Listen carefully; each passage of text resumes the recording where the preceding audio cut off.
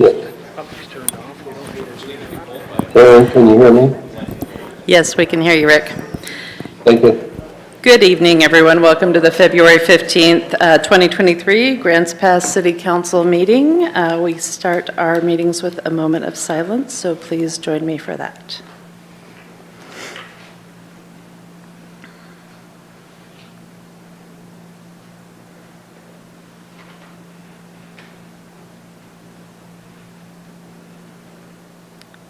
And please rise for the flag salute. I pledge allegiance to the flag of the United States of America and to the republic for which it stands, one nation, under God, indivisible, with liberty and justice for all.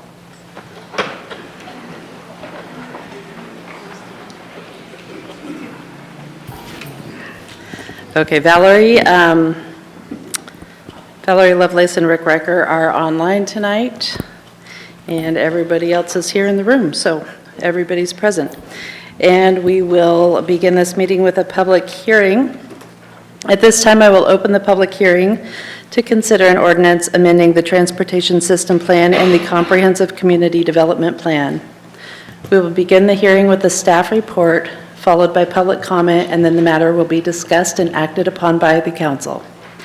Is there anyone present who wishes to challenge the authority of the council to hear this matter? Do any of the councilors wish to abstain from participating in this hearing or declare a potential conflict of interest? In this hearing, the decision of the council will be based upon specific criteria. All testimony and evidence must be directed towards those criteria. The criteria which apply in this case are noted in the staff report. It's important to remember if you fail to raise an issue with enough detail to afford the council and the parties an opportunity to respond to this issue, you will not be able to appeal to the Land Use Board of Appeals based on that issue. And at this time, we'll begin with the staff report.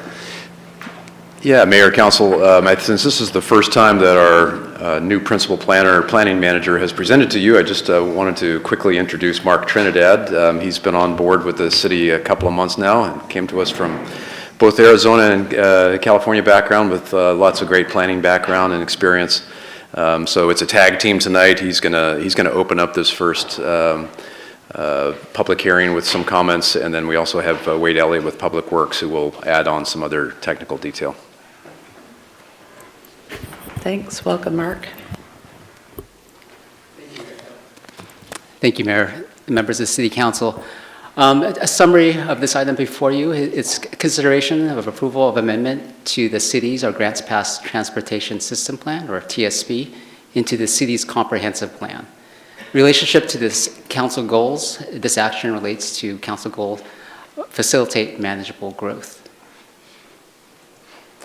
By way of a background and timeline on the Transportation System Plan amendments are subject to review from the DLCD, the Urban Area Planning Commission, City Council, and public, and it's customary for staff, beginning at the public hearing stages, to provide legal notices advertised in the Daily Courier and posted those agendas on the website.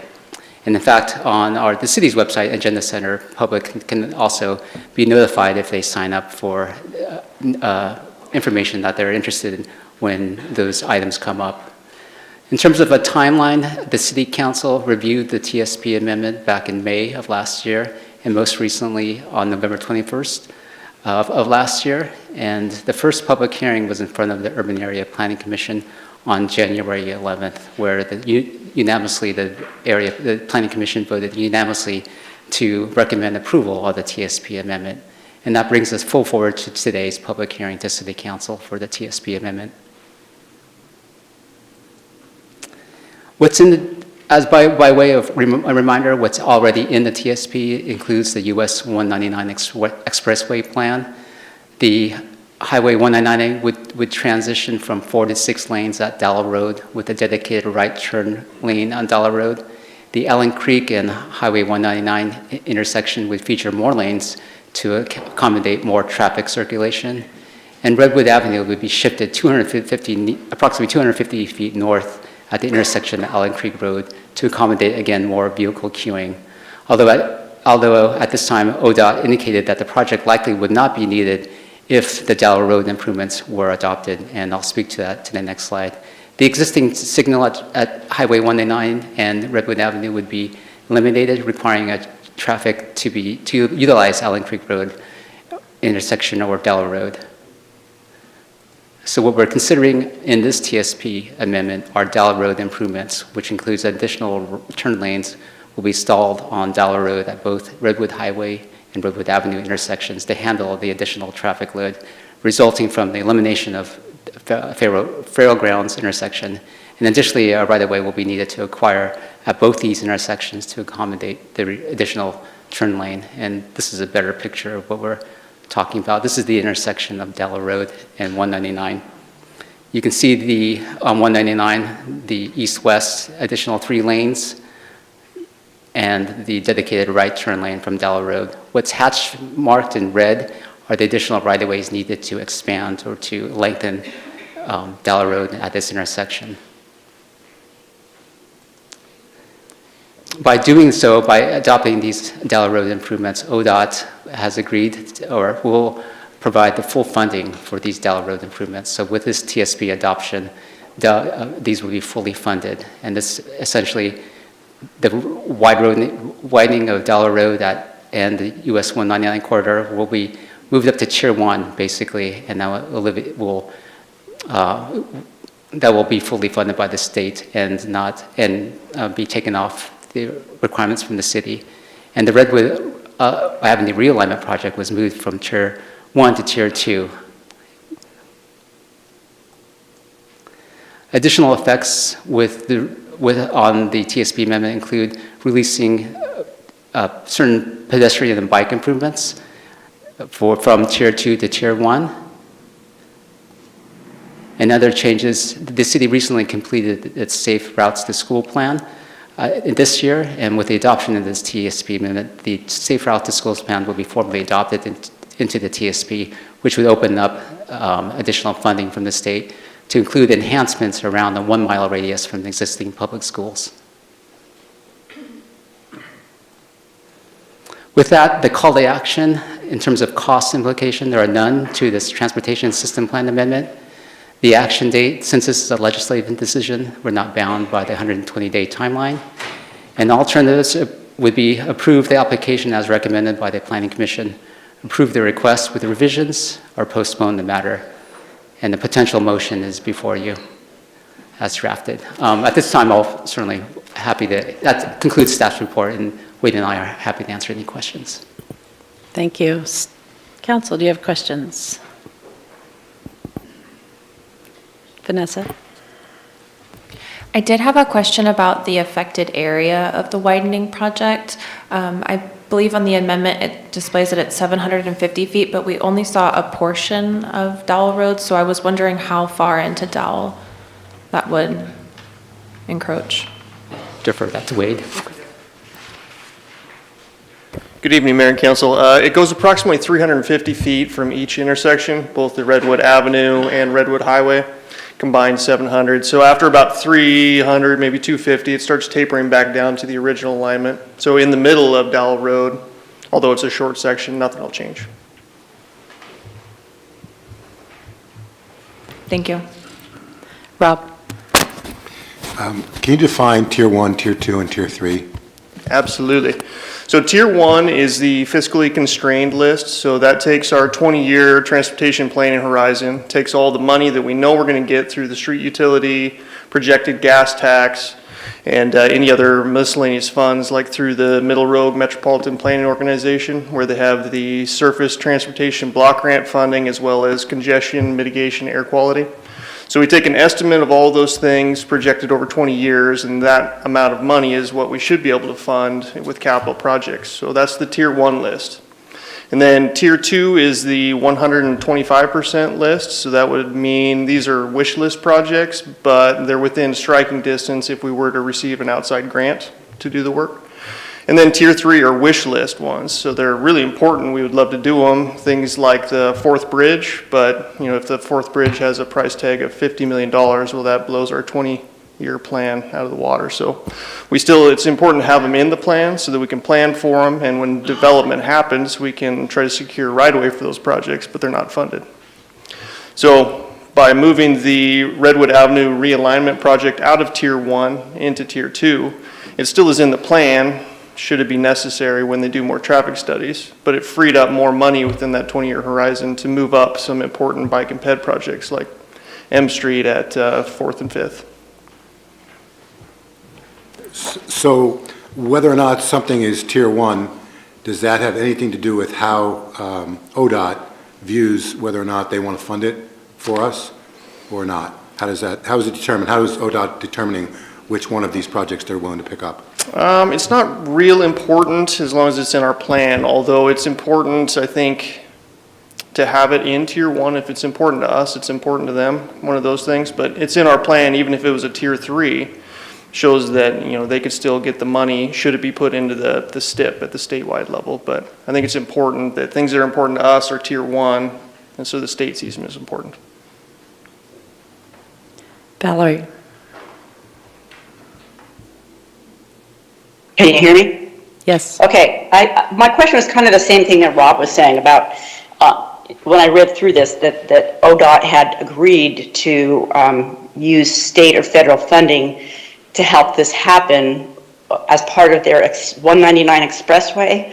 So that's what I was wondering too, is how they decided which particular projects that they're willing to take on to be funded as opposed to what they expect the city to come forth with funding.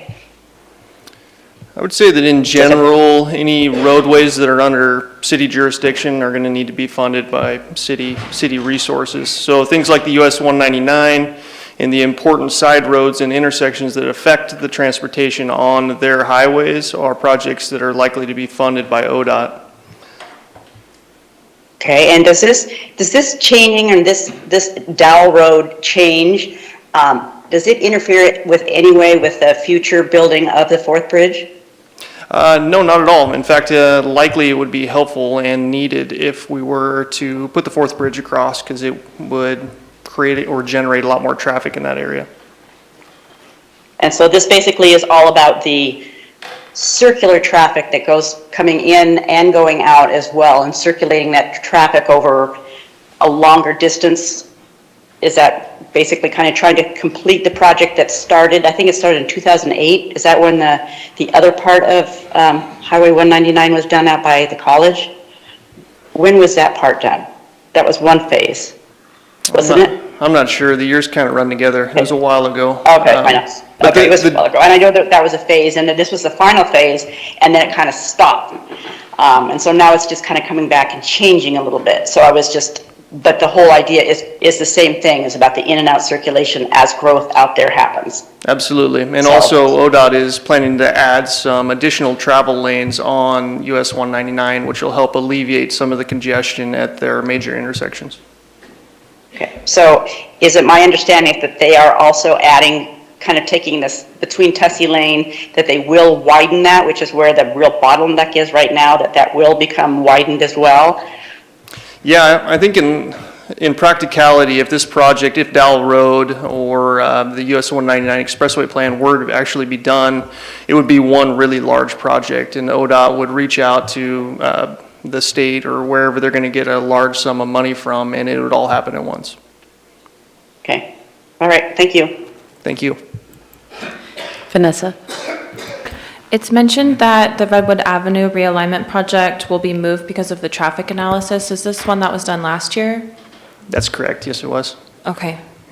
My second question is, wouldn't the city be better advocating for itself if we were pushing for a Redwood Avenue realignment with consideration of a fourth bridge? I know that those funds aren't outlined now, but just so that we could start setting ourselves up for success in that arena, wouldn't it behoove us to advocate for federal funding to pay for a project like that to widen that space? Yeah, it could be. I think whenever that time comes, it would be kind of dependent upon whatever traffic study was completed at that time as to whether it was needed. We do know that it would be very impactful to the neighboring properties in there. So being Tier 2, it is still on the table, and if ODOT were to get this whole project together, it would be something they'd look at. Okay, thank you. Thanks. Any other questions? All right. At this time, we'll open it up to the public. Is there anyone here who wanted to speak on behalf of this presentation? Is there anyone who wanted to speak in opposition? All right. At this time, we will close the public comment and turn it over to council for discussion. Brian. Sounds like a good project. I'm ready to move to approve the ordinance amending Grants Pass 2040 Transportation System Plan and the Comprehensive Community Development Plan and have it read by title only, first reading. Seconded by Dwayne. Discussion on that motion? No? Check in with Brick and Valerie? No. Okay. At this time, I guess we have a motion to approve the ordinance. And Brian, you made the motion. How do you vote? Yes. Joel? Yes. Dwayne? Yes. DJ? Yes. Vanessa? No. Rob? Yes. Rick? Yes. Valerie? Yes. Motion passes 7-1. So because that is not unanimous, we will have the second reading at a future date. But Karen, go ahead with the first reading. An ordinance of the Council of the City of Grants Pass amending the Grants Pass Transportation System Plan and the Comprehensive Community Development Plan. Thank you. All right, moving on to council action item 2A regarding Title II, Organization and Administration, Procurement.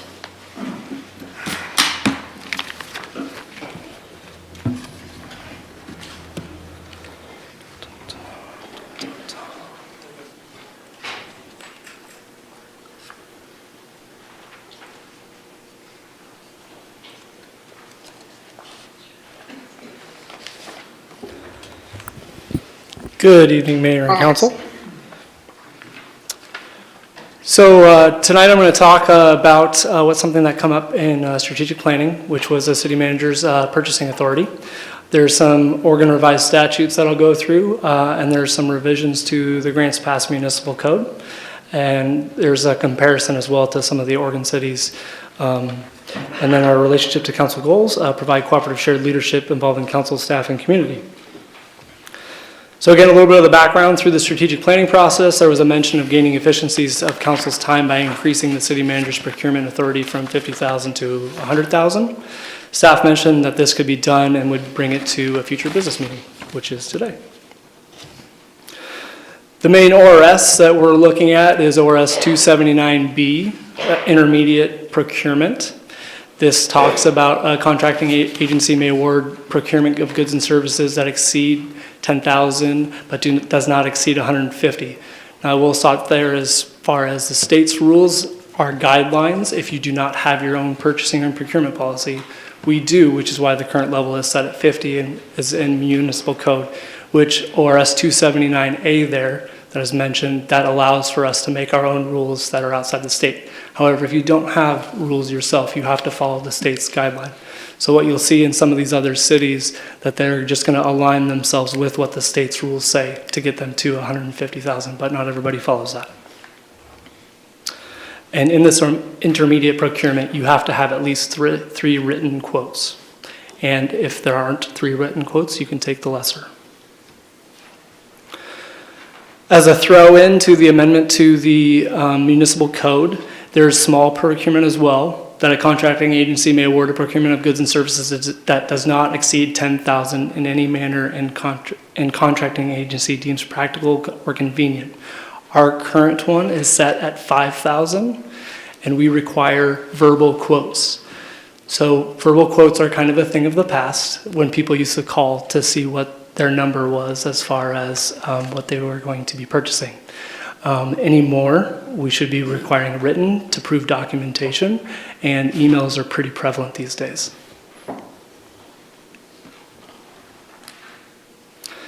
So municipal code in Exhibit A, 2.23.040, contracts that require council approval. As you can see, I just amended the $50,000 amount to $100,000.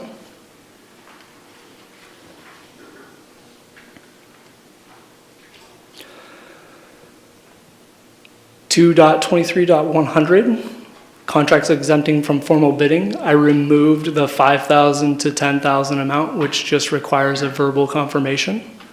Again, I think this is kind of an older way of doing things, and we should require written documentation to prove that we got those quotes. And one more line in 2.23.100 on E would be to remove the 50,000 and put in 100,000 in its place.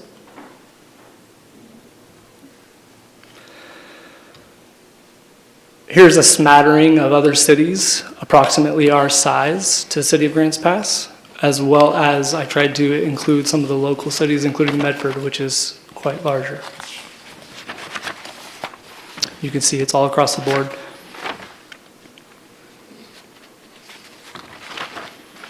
I do have a handout in front of you today.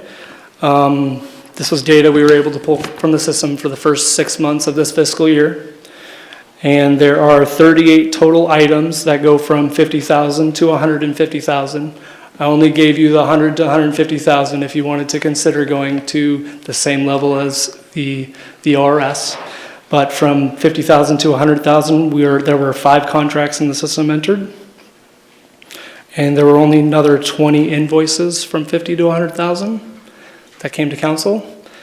Some of these by nature would probably still come to you even though they would be underneath the threshold. So the 80,000 that was given to All Care as part of a grant would probably still come in front of you. And things like the sobering center at 130,000, if we moved the limit to 150,000, would still probably come in front of you as far as a resolution. So there's just a little bit of data. And then your call to action, I gave you several alternatives today as far as what you may want to do. Thank you, JC. Council questions, Rob? Yeah, thanks, JC's.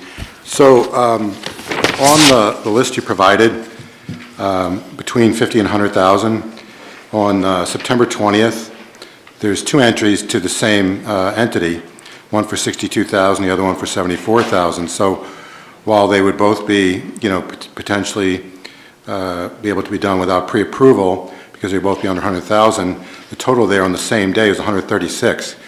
Can you explain, and that obviously could easily be abused or whatever, but can you explain how that worked out on the same day to 136,000 but divided into 2 payments? It can happen when more than one contract is awarded to the same contractor. Procurement rules, though, do not allow us to stack. So stacking means that basically if our approval authority is 50,000, we can't put 2 $30,000 invoices and split them and still go under the city manager's authority. That total is 60,000 that's supposed to come to you currently. Other questions? Brian? Yeah, thank you, JC. I have a question on the second piece, the 2.23.100, contracts exempt from formal bidding. Can you go to the next slide? So this revision would make it so up to $100,000 would not have to go to formal bidding? Not necessarily. This is just to align next to his contracting authority with the ultimate overage authority. So there are some exemptions in our policy. However, we still, in our policy, anything over 25,000 is supposed to go to a competitive bidding process. In going through this, it is my job to try and alleviate certain things that make it easier for staff, like we talked about, and for you. But also I can't make it easy on staff and you as well, because there's a duty that we have to the public and public funds. So if we're required to do it over 25,000 and this says 100,000, how does that work together? There are some exemptions and some specific engineering contracts and things like that are exempt from formal bidding processes. If we, sole source providers, things like that. Okay, thanks. Any other questions? All right. Is there anyone from the public who wanted to speak on this issue? All right. We'll close public comment and turn it back to council for discussion.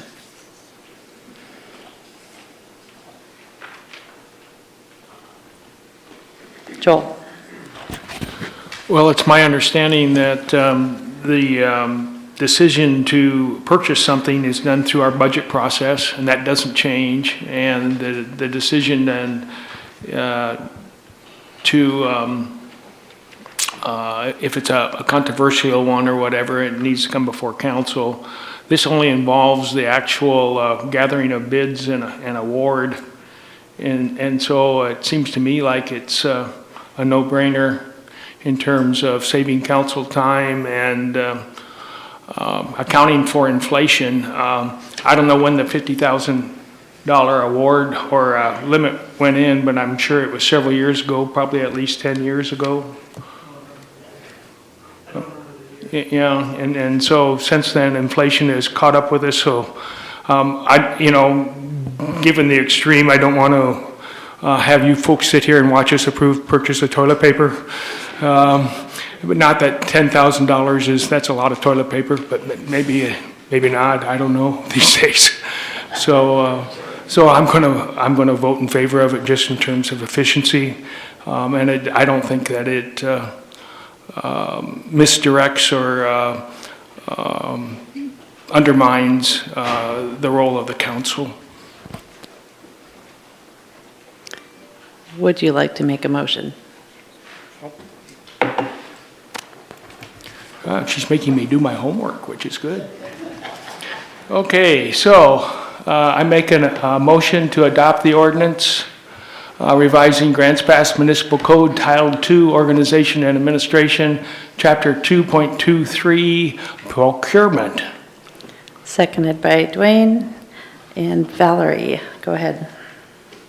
Yeah, I was just going to make the motion if Joel didn't, because I feel the same way, that we've watched our consent agenda grow over a lot of contracts in the last few years, and I think we would be more efficient if we had the 100,000 set. So I will be voting in favor of it. Thank you. Any further discussion on the motion? All right, the motion was to adopt the ordinance that would revise the spending authority up to $100,000. Joel, you made the motion. How do you vote? Yes. Dwayne? Yes. DJ? Yes. Vanessa? Yes. Rob? Yes. Brian? Yes. Rick? Yes. Valerie? Yes. Motion passes 8-0. An ordinance of the Council of the City of Grants Pass, revising Grants Pass Municipal Code Title II, Organization and Administration, Chapter 2.23, Procurement. Thank you. And it was unanimous. If somebody would like to make a second motion, DJ. I move to adopt the ordinance revising Grants Pass Municipal Code Title II, Organization Administration, Chapter 2.23, Procurement, and have it read by title only, second reading. Thank you. Seconded by Dwayne. Any discussion? All right, DJ, you made the motion. How do you vote? Yes. Vanessa? Yes. Rob? Yes. Brian? Yes. Joel? Yes. Dwayne? Yes. Rick? Yes. Valerie? Yes. Motion passes 8-0. An ordinance of the Council of the City of Grants Pass, revising Grants Pass Municipal Code Title II, Organization and Administration, Chapter 2.23, Procurement. Thank you. All right, next up on the agenda is to consider a resolution adopting the city's strategic plan for 2023. And it looks like City Manager Kubik is presenting. Good evening, Mayor, Council, and members of the public. Subject to summary today is Council's adoption of its recently finished annual strategic plan. This supports Council's goals of leadership by providing the working basis for evaluating the achievements of Council goals and providing direction for the development of the city budget. So the strategic planning process is an ever-evolving process, and it's a year-round thing. But we really do start back in right before the holiday season in October, November, and parts of December, where the City Council, through public engagement, through community forums, etc., gathers information from the public on what their desires are for the community. We also ask the advisory committees, we have over 11 advisory committees, what their goals and objectives are. We ask staff to provide input, and then also council provides input. Once that input is all put together, we do have a strategic planning session, which consists of 2.5 to 3 days, where we prioritize and define what those goals are. and ultimately bringing it forward to council for the adoption of a strategic plan, which is where we are today. The important part about this is this all happens before we prepare the budget. So we have a general idea of where we'd like to go and what our goals are, and then we try to assign resources associated with our goals. So we look proactively into the future, and we don't look first at our monetary constraints. And so that provides us to think big and do great things. The strategic plan does help us develop the budget. We then present the budget to the budget committee. They approve the budget, and city council ultimately adopts the budget. We have in the work plan, which follows the strategic plan, goals that are SMART, so we know what they are, they're specific, they're measurable, we know what it takes to attain those and what type of resources and time commitment is associated with those. So we're able to track the success of those relatively easily.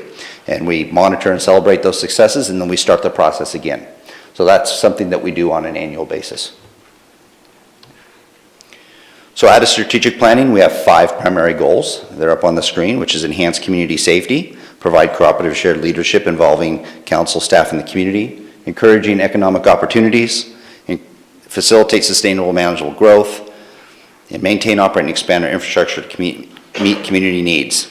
These big goal items are then supported by 15 specific objectives, which are then also further defined by specific actions. So you accomplish an action, which helps achieve the objective, which then helps achieve the goal. And that's how the work plan is established. So I'd like to go over the goals and the objectives with each one of those. And starting with enhancing community safety, we have a couple of key main objectives that come from this. Maintain necessary public safety infrastructure, enhance a safe and secure environment, posture Grants Pass to be a leader in addressing homelessness, mental health, drug addiction, and other related issues. And those are supported by a number of different actions as seen behind me. Under provide cooperative shared leadership, the objectives are to develop and implement community communication strategies and ensure efficiency and effectiveness in city operations, supported by the actions. Under encourage economic opportunities, the objectives are to facilitate an environment to encourage business prosperity and economic opportunities and enhance the central business district. And throughout the year, these actions, there may be only 1 or 2 listed here, but those actions are added throughout the year because this plan needs to flex. Sort of like that Gumby character, the green Gumby character. It's not a piece of 2x4. This is something that flexes and moves with the external environment as things come and approach the city. Under facilitate sustainable manageable growth, the objectives are to develop proactive solutions to community development challenges and encourage an environment which provides for the growth of housing opportunities for the variety of Grants Pass residents' needs. And those are supported by a number of different actions there also. Under maintain, operate, and expand our infrastructure to meet community needs, the objectives are to plan and develop infrastructure, ensure bicycle, pedestrian path, park infrastructure needs are met, enhance opportunities to promote character and community spirit, reduce carbon emissions and increase climate resiliency, ensure tree infrastructure needs are met. The great thing about this, and it just reinforces the process, is that there are a number of items that come from you, the individuals in the audience, each year that ultimately make it and have a discussion at a council level into the strategic plan. So your input is very valuable. So we have 2 lists here for council's consideration based on direction from a previous workshop. There's 2 items. There is the priority actions with the mayor and council input, and those are here behind me. And this would be adopted into the strategic plan for this year. And then also you have as a consideration priority actions with just council input.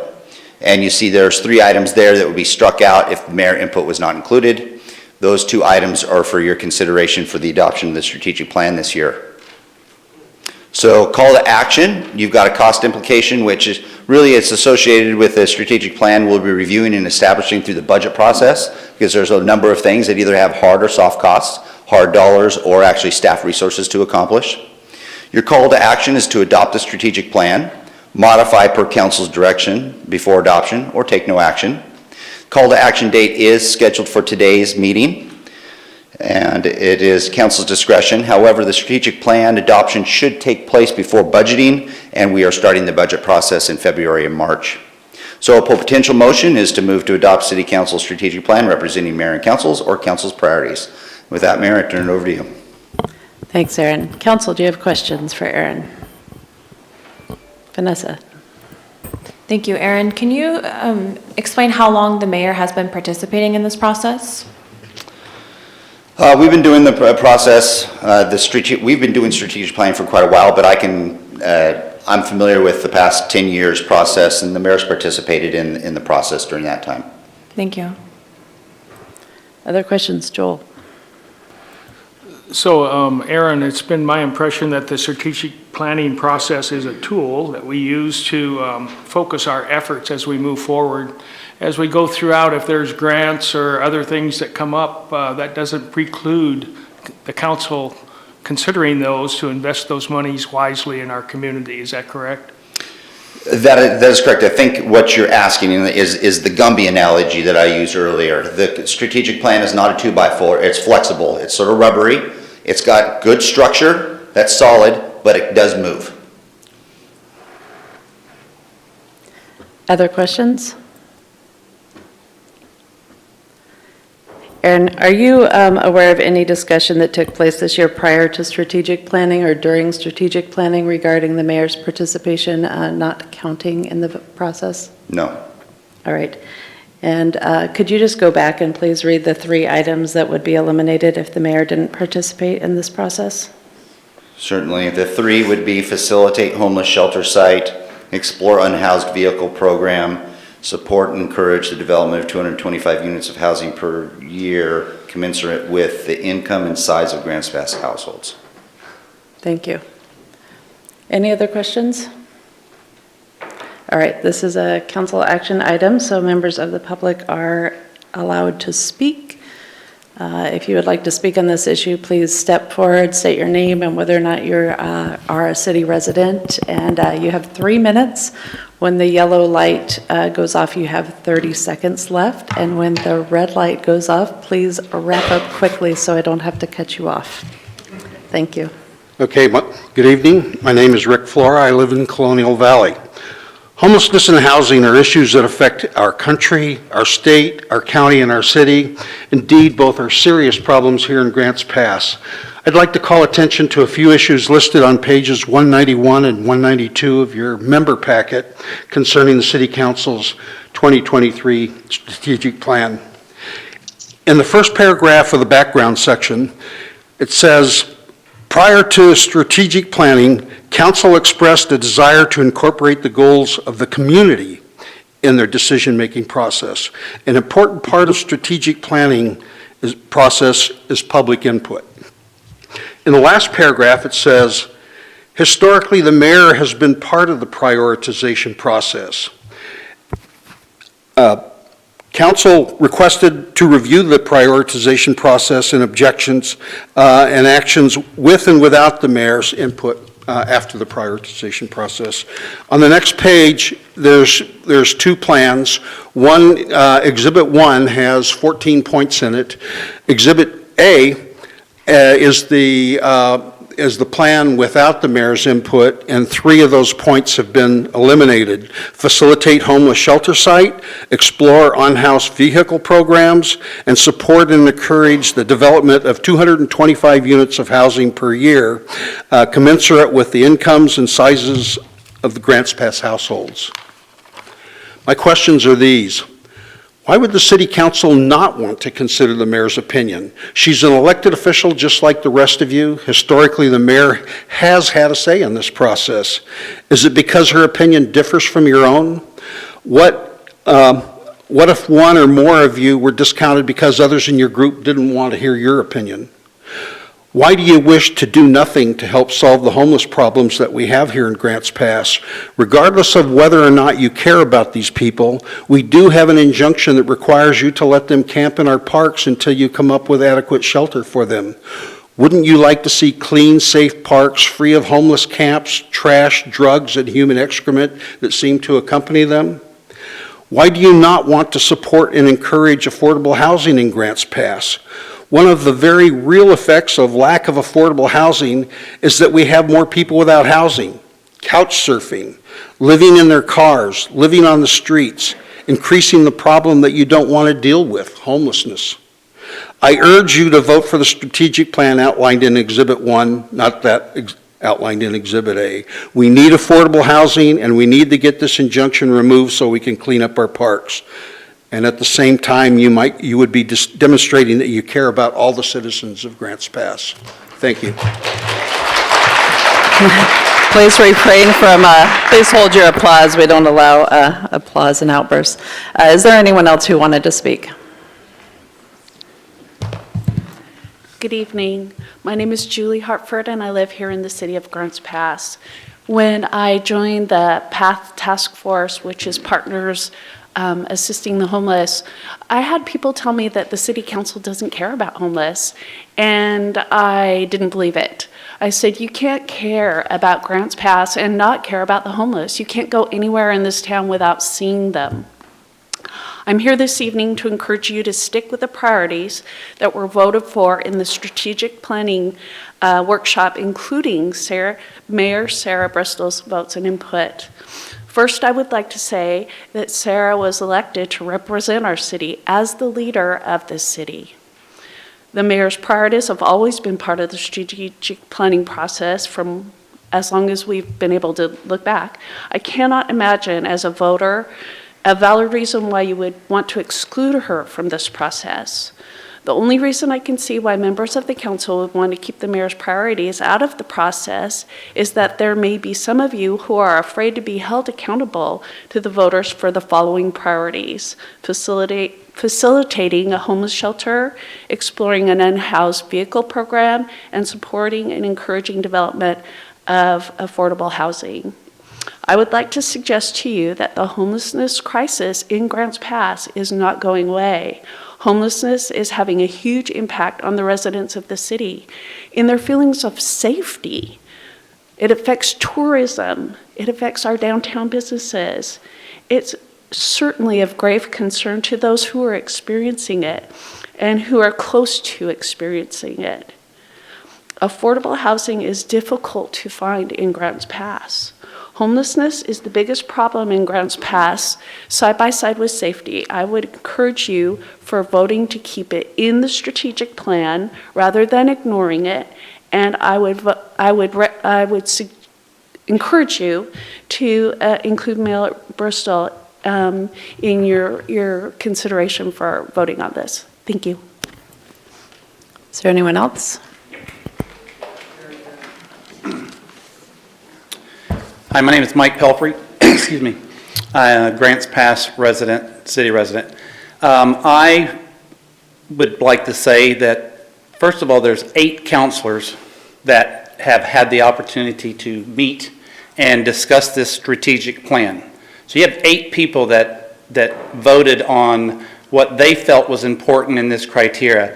I don't think it's proper that the mayor has a say-so in this. She does get her say-so at some point, and that is when there's a tie.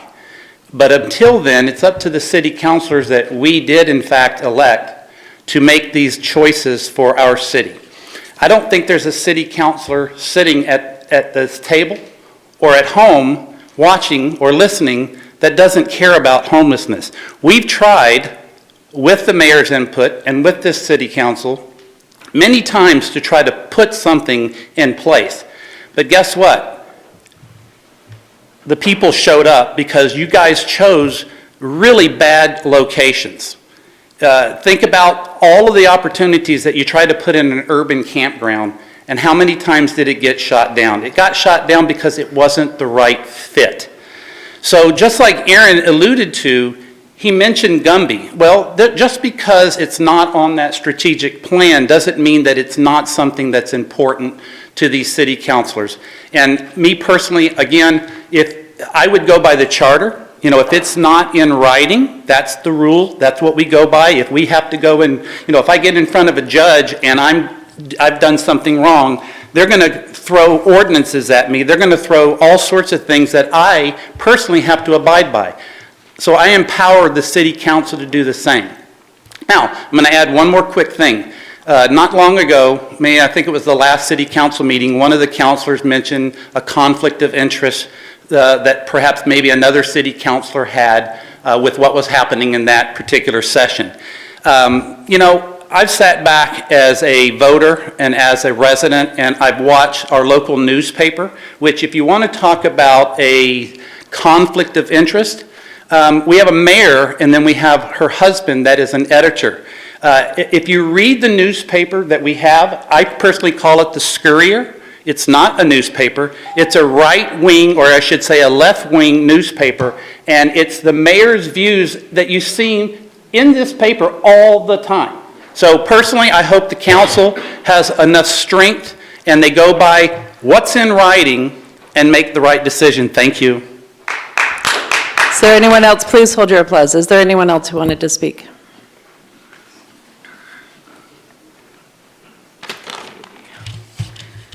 My name is Judy Ano, and I live in Grants Pass. I believe that homelessness is the biggest problem we are currently facing in Grants Pass.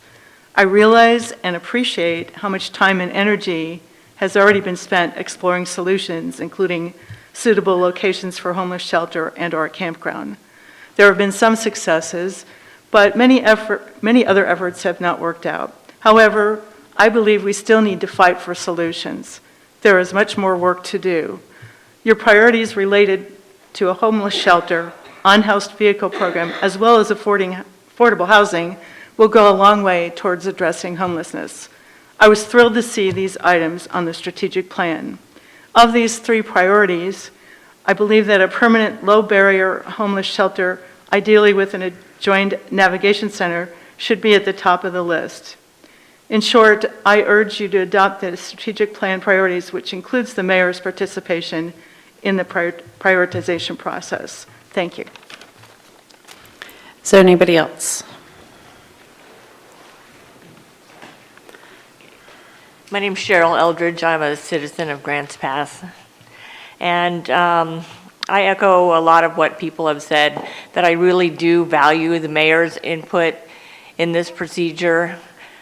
She's been facilitating this process for a long time, and I believe she should continue. I also believe that homelessness is one of our top priorities in the city. It's something that we can't go any day of the week without noticing, without it being in our faces, that we need to work with to help facilitate the better way of life for all of our citizens. Having a shelter, a low-barrier shelter in our city should not be off to the side and not a priority in the city. It's something that will help us take care of that injuncture and get our parks back. It seems like it should be like a no-brainer to be on there. And same with a parking program for our unhoused citizens that are living in their cars. And of course, the low-income housing that would take a lot of these people from living in their cars who are gainfully employed and put them in housing and cause, get rid of a lot of the homeless that are currently on the streets doing the best that they can. So I really hope you'll look at their homeless situation and consider that when you're voting. Thank you. Step on up and tell us your name. My name is Christine Locke. I'm from Grants Pass. Well, I've been here about 10 years now. First 5.5 of it, I was homeless.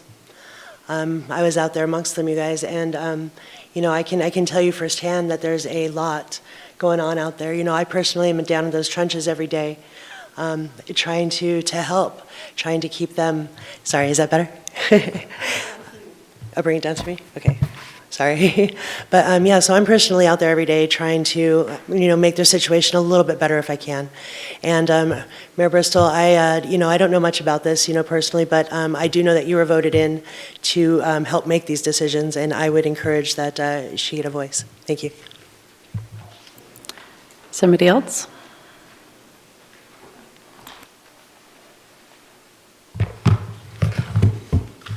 Mayor Bristol, councilors, city staff, thanks for this opportunity. Oh, your name and whether or not you're Your name and whether or not you live in the city, My name is please. Dennis Dreyer. I live outside the city, but I hang around here. It was quite a surprise to find two versions of the strategic plan on tonight's agenda.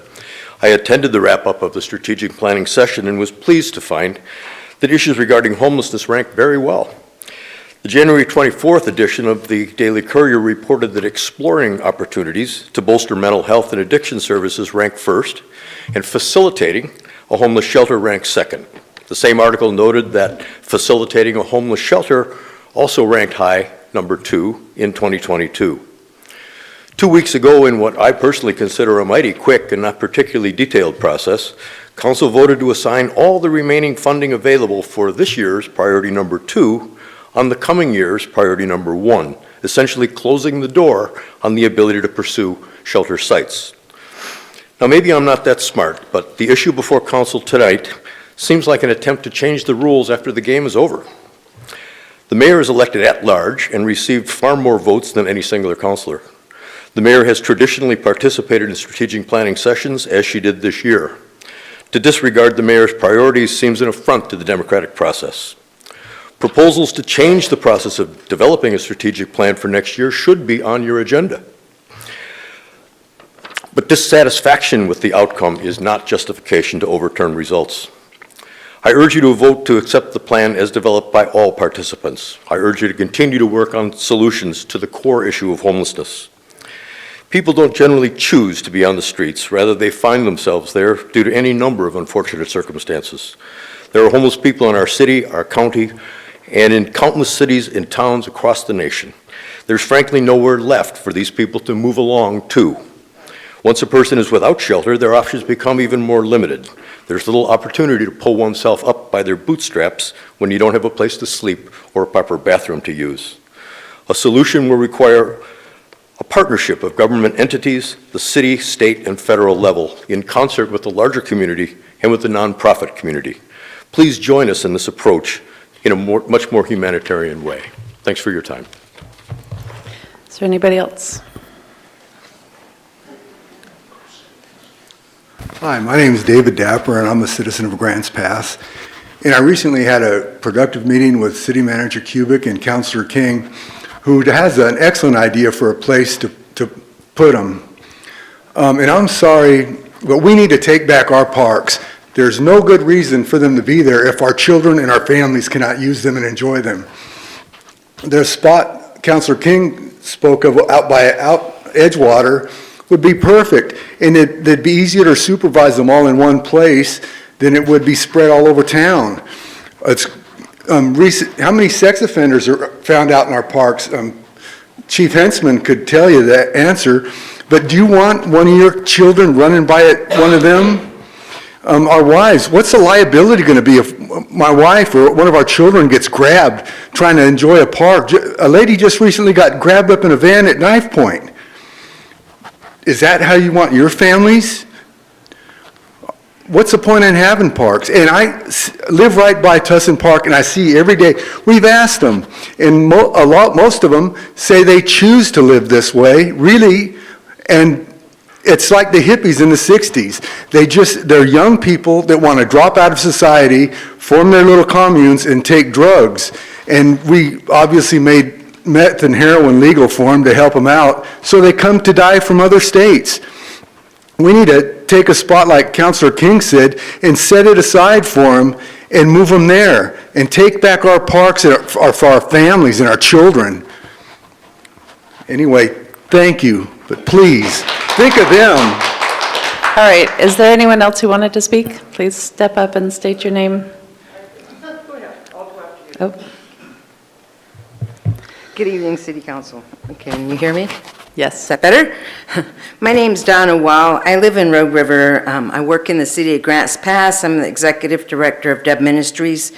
Our mission is to be present with our unsheltered friends and the community members. We advocate for their health, safety, and well-being. We also advocate for a safe and stable place that they can call home. We believe that providing essential needs and stability for this group of people benefits both them and our community. One of the biggest obstacles that Grants Pass is facing is homelessness. Grants Pass needs to facilitate both an urban campground and homeless shelters. This group of people needs stability in order to start over. If this gets swept under the rug by making it not part of a strategic plan, the problem will just get bigger. We need places for our unhoused citizens to park and unsheltered citizens to be safe. We need housing solutions for low-income families and individuals. This problem is not going to get better or go away on its own. We need to work together on this. They need help, and we need help to help them. Please do the right thing. I encourage you to vote for keeping with the strategic plan that includes support for our homeless community. I also encourage you to not silence the voice of elected officials. Mayor Bristol was elected to represent this city. Please vote for the strategic plan that would include her input to the problems that Grants Pass faces. Dealing with the homeless situation is not going to get better or go away if you don't have a good plan to place. Thank you for the time and your consideration. Next. Tina Lambert, Grants Pass. The last city council meeting when the homeless situation was just, and all that money went to what's it called? On Track. I'm on the team for location to find a urban campground and or navigation center. I put my time in. I come up with a pretty good place that should have been considered. Probably emailed all of you on it. You probably got it. And I honestly believe with some of these guys, these people need to be out of the park. You guys are the ones that are keeping them in the park. We're doing all we can to help them survive until we can get something better going. Thank you.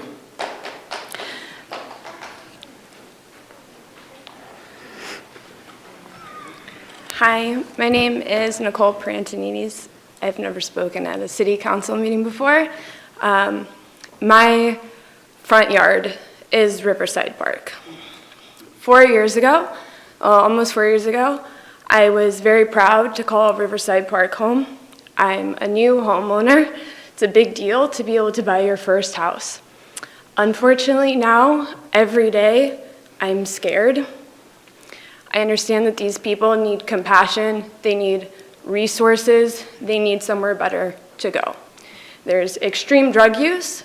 This past Tuesday, I woke up at 5:30 in the morning to do my homework for graduate school, and by 6 a.m., 4 cop cars had to come because people were screaming in the park.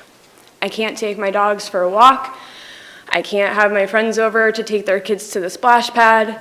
I get nervous to even just walk my 3 big dogs around the park as a single female. To be honest with you, I'm considering selling, and you want young, vibrant professionals to come to this community. There has to be a solution. If you truly want Grants Pass to continue to grow and bring in the type of people that you want to live here, you want to show off your parks. You want to show off it's the climate. Come enjoy the outdoors. Come into the splash pad, float down the river.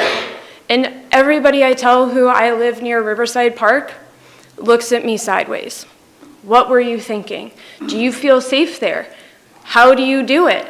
Almost everybody from my street is here tonight because we do not know what to do. It is your responsibility as our elected officials to find a solution, a sustainable, meaningful solution that offers these people somewhere else to go. I know it's a complicated issue. I know there's no easy answer, but something is better than nothing. I shouldn't have to call the cops. The cops' resources could be so much better served in other areas of our community than being called on a Tuesday morning at 5:45 to come just deal with people who are screaming and arguing in the park. I don't have something as articulate as many of the members here tonight spoke, but I implore you and beg you, you will lose the vibrance of this community if you do not keep these items on the strategic agenda for this year. Anybody else?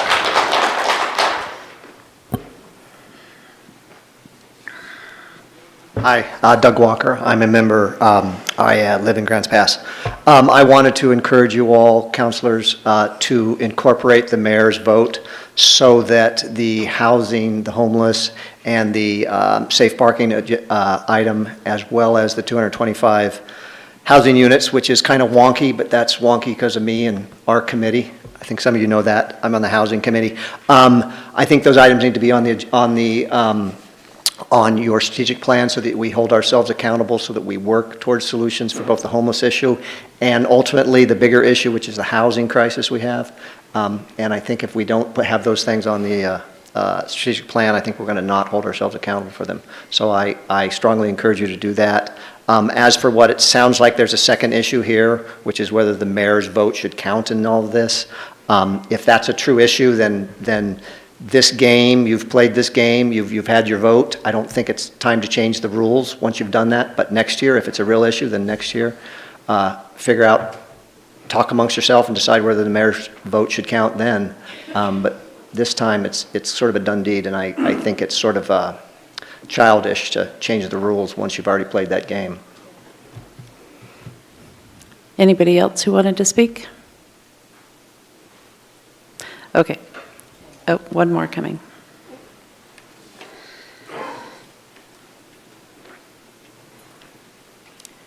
Good evening. My name is Rebecca Anderson and I live in Grants Pass. Ignoring problems does not solve them, nor does it make them go away. Ignoring problems only defers their consequences and usually exacerbates them. A problem of this magnitude may be challenging to solve completely, but there are ways to mitigate it. The community has come forward seeking solutions, and the City Council is a key element and governing factor of the city and has a responsibility to listen to the residents on these matters.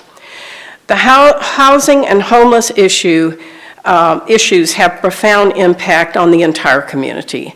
The consequences of increasing homelessness affect the quality of life for all residents, tourists, business, as well as the unhoused. This is an economic and a humanitarian issue. This is a quality of life issue. In order to mitigate the problems, they must be faced, acknowledged, and addressed. The formation of PATH has brought together a passionate group of citizens who are dedicated to improving the conditions and finding solutions.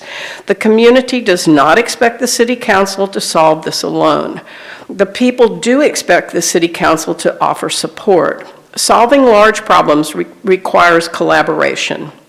Now more than ever, citizens are stepping up to do their part of that collaboration. This is why I feel it is imperative to continue to address the homelessness in the strategic plan. Acknowledging and recognizing the interconnectedness of all these projects listed on the mayor's and city council's priority exhibit 1 is very important. You can't fix what you don't know about. Taking items off the agenda or the strategic plan does not make them go away. Out of sight, out of mind does not create a workable situation. I think it's important, an important part of creating a desirable destination for visitors coming to our area is to create a safe, desirable environment and strive to improve the quality of life of all people in our area, including those who are housing insecure. Everyone will benefit when this is a priority. Thank you. Thank you for your service. Is there anyone else who wanted to speak? All right.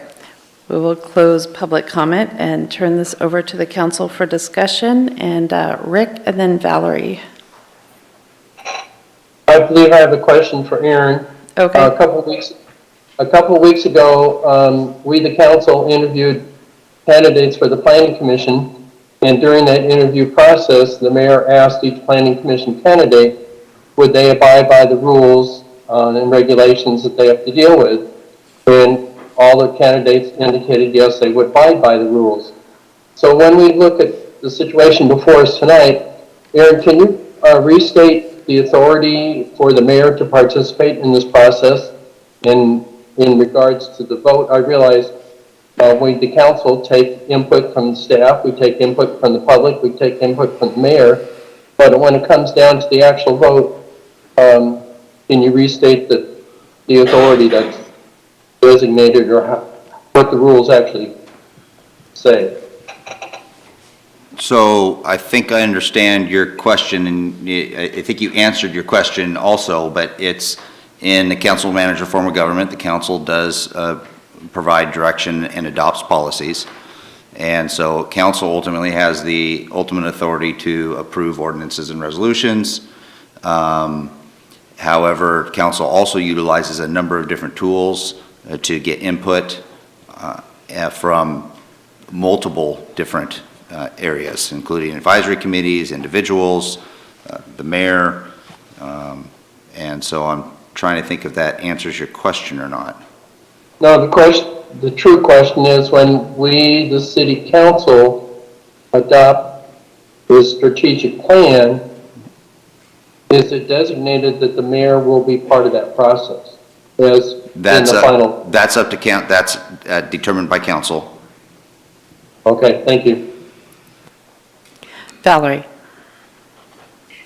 Yes, and we are a council manager form of government, and I think a lot of times, and I would say the last year there have been times when there has been stress on what the role of the mayor is and what the role of the council is, and so you do go back to the rule book. The rule book is the charter, which says, and this is from the policy, which is right in the same book with our charter. We get a book that explains the roles, and it says city council is to establish policy for governing the city of Grants Pass.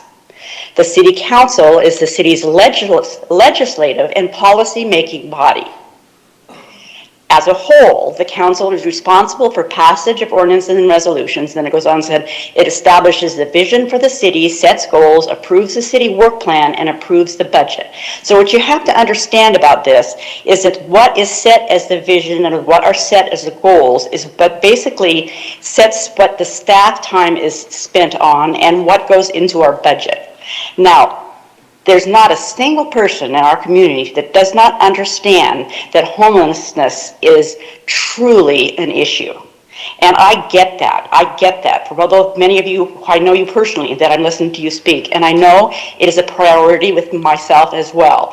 The one thing the reason that I did not vote to facilitate is because it indicates that will make it into our budget, and that the staff will spend their time going and trying to do that. The council, 6 of the council people put down, and the number one goal was to work with nonprofits and others in the area and the community members to try to come up and have them help us. It is not the role of the city to pay for it. And I will just get on my high horse to say public safety is the number one priority that we as a council have.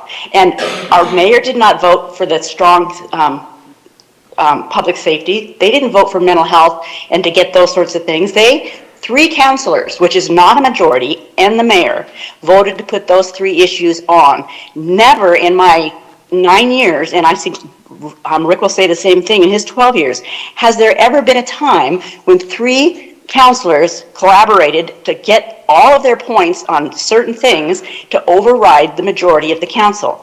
In our handbook, it says over and over again, it is the legislative body is to set the goals. So I am saddened tonight to think that this is becoming an us and them issue, because it's not an us or them issue. We are given rules that are set up in our charter, that are set up in our handbook for what the process is. And yes, we have always invited and encouraged Sarah to be a part of it, and I do value Sarah's opinion, and I do think she does a great job of running the meetings. I'm glad to see her out helping with the homeless and working at the shelter. I think it's very valid. But I also don't want the community to think that we have money in our budget to facilitate and run a shelter. We do not. We cannot operate it. And when we sat down with UCAN, they said they would not operate a campground. So we don't have the money to operate it. So if you can come up and work with nonprofits, go to the state, help us get the money to operate it, then we'll come together with something to do. But this is talking about our budget and taking all of the resources in our community, which are very few, and deciding how to spend that money. And so we have to look out for the benefit of all. And public safety needs to be our number one priority. And it has not been the number one priority. It was the number one priority last year. And we did not have those people come along to try to help us get that moving either. So I know homelessness, it's been on the strategic planning since 2015. So it's there every single year. It's not going away. Did you see the water treatment plant on the strategic plan? So are we not going to do the water treatment plant? No, of course we're doing the water treatment plan. If something's in our face, we're going to deal with it. But I'm just telling you, the money has to come from the state. We have to work with our county, we have to work with the nonprofits, and we need to see how to get our money in the queue to get the money from the state. I asked Sarah, did you join the Mayor's Association, which got together and wrote and worked with wrote a letter to the legislative stating that we need more money to operate the shelters because the cities don't have them? She was no part of that. No, that's not true. I did sign on, Valerie. Oh, you did sign on, but weren't much part on it. You just signed your name. But I'm saying they're up there working for it. They're working with the legislators. Have you been working with Lily? I'm just saying that's where we need to go, because that's where the money is. We need to bring that money back down here so that we can use it, because we don't have the financial means by which to do it within our budget. So I'm going to get off my high horse, but I'm just going to say this is nothing about not wanting to help the homeless. This is about following the rule book that we have and establishing the rules, establishing the way the charter was set up, and following that rule. In the past, it has never been abused as it was this time. And I wouldn't even say that. Somebody else had to bring it to my attention. I went back and looked at it and saw that, yes, 3 of those things had 3 counselors. 3 counselors and the mayor. Well, it says right in our strategic planning you have to have 4 counselors to bring it on, put it on the strategic plan. So we're going against our own rules, and I'm just saying the rules were there. Everybody could have read them because they were right in our handbook. They weren't read, and so we need to stand by our rules and move on. And yes, we will continue to deal with homelessness. Valerie, can you please explain for us your definition of facilitate homeless shelter site? Well, facilitate means to make it happen easier, okay? And I would like to see that happen, but I don't want people to think that we have money within our budget to make that happen. We have the means by which to go to Salem, tell them we have the problem, get money, return to us, and we will spend it for the homeless as much as they give us. That's what they did. That's why we sat for 3 years trying to get a homeless shelter, and we heard over and over again, this isn't working, this isn't working. We knew we were limited with the amount of money that we had to use. We knew that every place we looked at was at least $900,000. That was before we even put in and fixed it up. Then we had to have operating. We heard from UCAN. They sent us a letter. $1.5 million a year. We'll run it for you. Well, I don't see $1.5 million in my budget to run it. So I'm not going to say that, yes, I'm going to facilitate it unless I have somebody who's coming to the table with money to operate it. And I do know there are nonprofits getting money to do those services. And so that's who I would like to go through, is through those nonprofits and through the money from Salem to make those things happen. Okay, so if I understand correctly, you're interpreting facilitate homeless shelter site to mean that the city would pay to operate a homeless shelter, is that?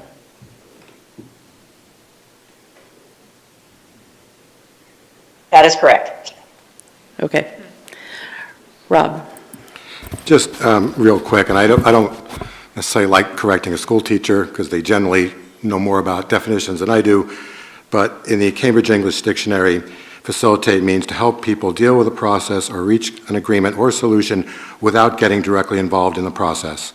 So why Valerie thinks that would mean that the city is on the financial hook, I'm not sure what dictionary she's using, but that's not my understanding what facilitate means, nor is it the dictionary's definition. Brian? There was so many inaccuracies with what Valerie just said. You did sign on to the Mayor's Association group. Also, in the past with strategic planning, I do think that we should look at this process. I've had issues with this process every year, and I do think that we should look at the process for next year. And I think that a lot of us would agree that we should do that. But another inaccuracy was a couple years ago, me and another counselor were pretty much able to get the sustainability committee on the strategic plan, and she said that that's never happened before, and so I have a concrete example of that happening before, which is just another reason why we should look at changing the process.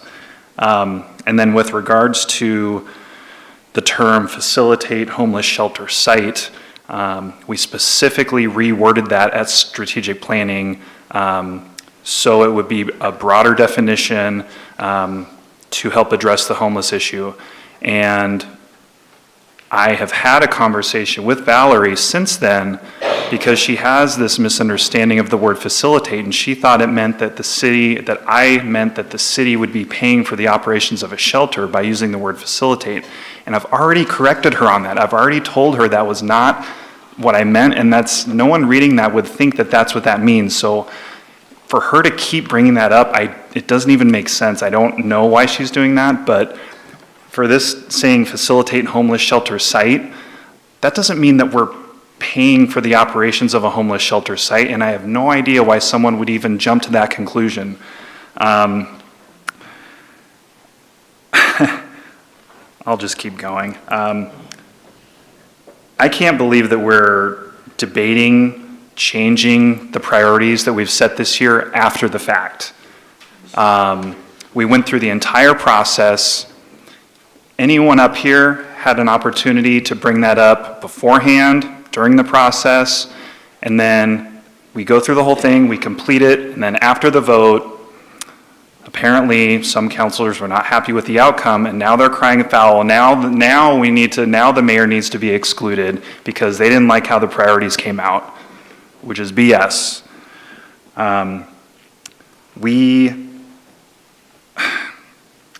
We asked Aaron months ago to continue looking at sites for a homeless facility back in November, December.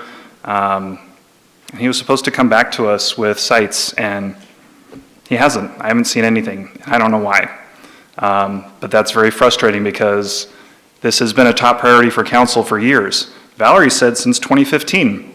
And how much have we done? We haven't done much. So it needs to continue to be on the priority list. And I don't know why we haven't seen a new list of properties for consideration.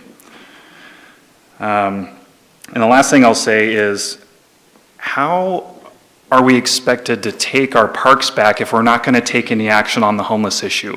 It's a catch-22. You can't clean up the parks without taking action on the homeless or creating a site. So you can't have it both ways, guys. You know, it's one or the other. Thanks. Please refrain from outbursts or I'll have to have you removed. Dwayne. Hopefully make mine short. I do want to bring up that this is my first year, and I did bring up to Aaron that about this problem with the mayor voting. So at the Street of Planning, I'm very new about it, so I didn't make a big deal about it, but he can confirm that I did say something before we voted. So I asked him that question. March 20th, we have All Care coming here to speak to us about a housing, homeless situation in housing.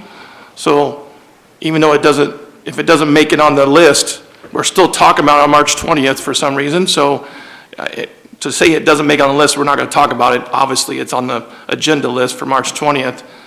And then I think everybody up here cares, and I'm not going to speak for everybody, but I know I go through those parks every day. Last Tuesday, I worked in the park, picked up trash. Last night at 7:30, I was at the warming shelter talking with the staff there. So just because I don't vote one way or another doesn't mean I don't care, or someone else doesn't care, because I don't get in the paper. You know what I'm saying? They never ask me what I do. I know there's only one person up here that gets in the paper that they do everything, but that's false. People care. I care. I drive to the park every day on my way into town to work. So I do care. And I report things that are wrong, You can ask Aaron. I've sent pictures to these people up here of things I see. I've seen drugs going on in front of me, taking pictures, reported it. One did get arrested. Wow. So I do care.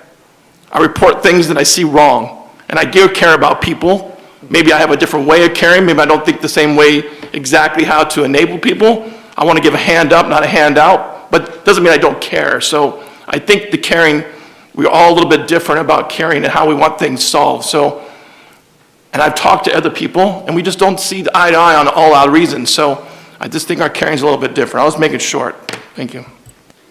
Joel? So one of the things I've learned is unresolved conflicts take up a lot of energy. And so a lot of energy in Grants Pass in the community, and it detracts energy from other things. And the reason it's unsolved, because I'm not sure any community has solved it yet. There's a lot of moving pieces to it, and there's, on-track's not going to solve it, and the urban campground's not going to solve it. They are legitimate pieces. But none of them are going to solve it as we move forward. They all can work together. The one thing that I struck me, in terms of all this energy, which is fantastic, it means that everybody cares. You invested your time to come tonight, so everybody cares. And these people invested their time to serve up here without pay. In terms of the homeless solution, probably strategic item A or strategic item 1 is probably irrelevant, because under both of them, homelessness is going to be addressed. And the other thing that as I look at it, there's an expectation out there that one thing's going to solve it. Maybe not, I don't know, but it's not. On-track's not going to solve it. There's just a lot of different things there that we need to do. So as we move forward, I'm not looking at this specific issue, because to me, this decision is almost irrelevant. We probably need to follow our rules. But as we move forward, we need to address those issues that affect everybody, and that's taken up all our energy in ways that make sense. And as we get the money from the state, hopefully we got it coming down or whatever, or from the federal government, and as we work towards that together, regardless of the strategic plan, that it's almost an irrelevant decision. So that's why I'm going to vote to have the rules as we see it. I don't see it making a difference if we get $1 million or $2 million grant. If somebody comes before us, a nonprofit comes before us and wants to divert some of your money from the water treatment plant or from the swimming pool or something like that for an investment in the homeless, we don't have a lot of dollars, like Valerie said. And it's going to come at an opportunity cost that affects everybody. So we need to be aware of that too, regardless of which strategic plan we adopt. That applies either way. So is there any member of the council that would like to cite a rule regarding the strategic planning process? Because I'm not aware of it anywhere in the charter or the council handbook. We keep making references to following our rules, and I guess I'd like to know where that rule is.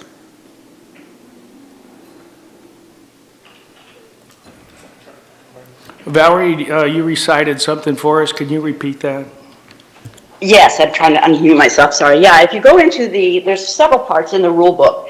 There's a part that is policy making, that basically there's a whole section on policy making that talks about, that's where I talked about the city council as a legislative policy making board.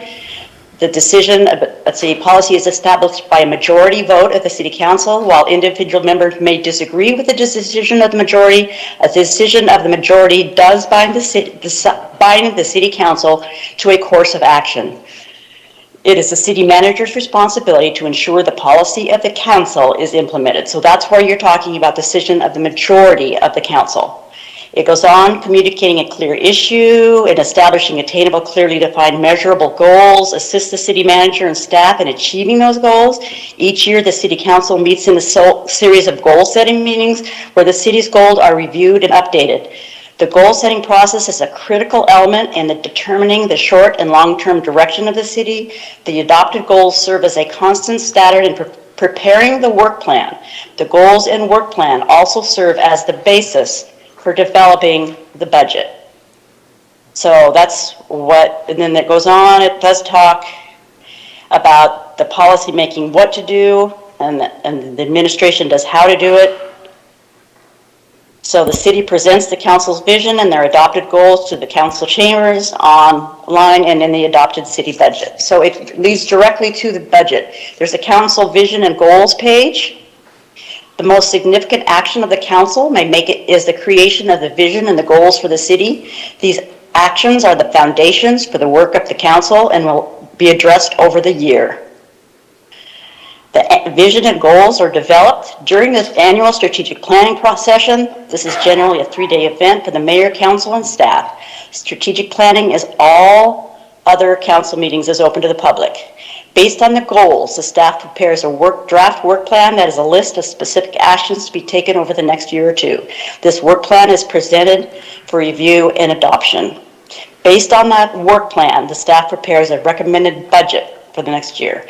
The budget is presented to the budget committee, who then recommends its approved budget for the adoption. So my belief is it is the legislative body's role to prepare that budget. It is then at that point the staff puts their time behind it. If money comes from the state, if a nonprofit comes to the council, if somebody comes to us and we put it on the agenda with a plan, that's great. I am open to it. I want it to happen.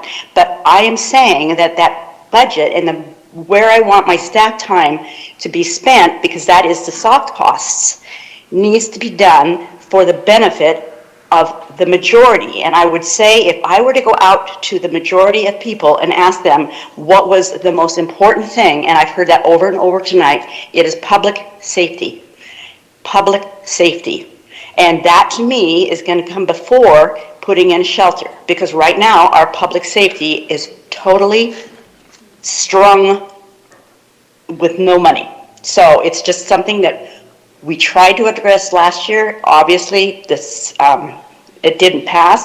But in a sense, I felt even at that time it was killed by the mayor. Because when the majority of the council decided to move forward with it, the first thing she did was shoot it down. And it was shot down continually in the Courier, and we got no support. So that was not the mayor's role to shoot it down. The mayor's role is to support it. She doesn't have to agree with it, but it's not to shoot down the goal of the council. And that's, I guess, in a sense, why I'm saying that I want to go back to the rules of what should be happening so that we know what the roles are. If that answers your question. All right, we have some hands up. Brian, then Vanessa. So everything that was just quoted is not in the charter, it's in the council handbook. The council handbook, not the mayor handbook, not the staff handbook, the council handbook. And well, the council, those are the rules that is in there with the charter. The charter simply says that all right, it's my turn, Valerie. Valerie, it is Brian's turn.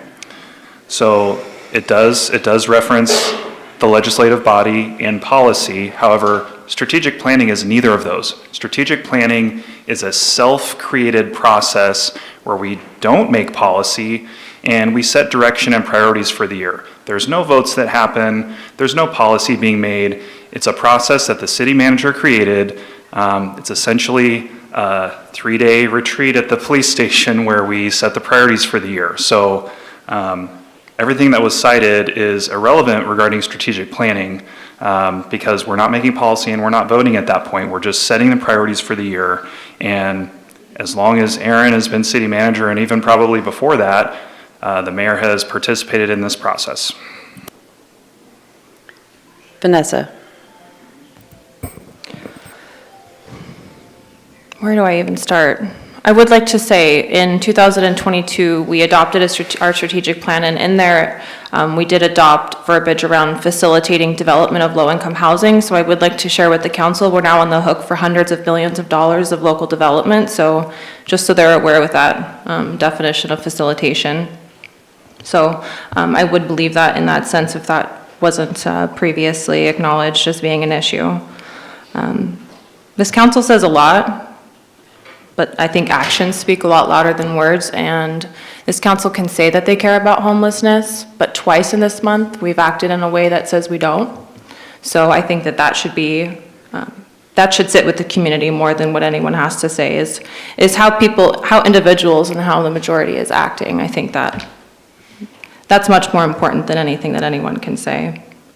The root of the strategic planning process really is creating a framework of goals for the year based on community input.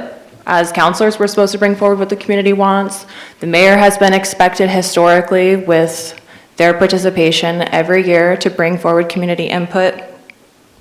And we've heard from the community tonight and in many meetings in the past that they want something done about homelessness. If we move to erase the mayor's input, which is what this is, it's an erasure of her input, it would be removing any and all priorities around doing something about homelessness. And if it is true that that issues of homelessness have been on the strategic plan since 2015, this would be the first year since then that we don't have any priorities on that issue, if that is true.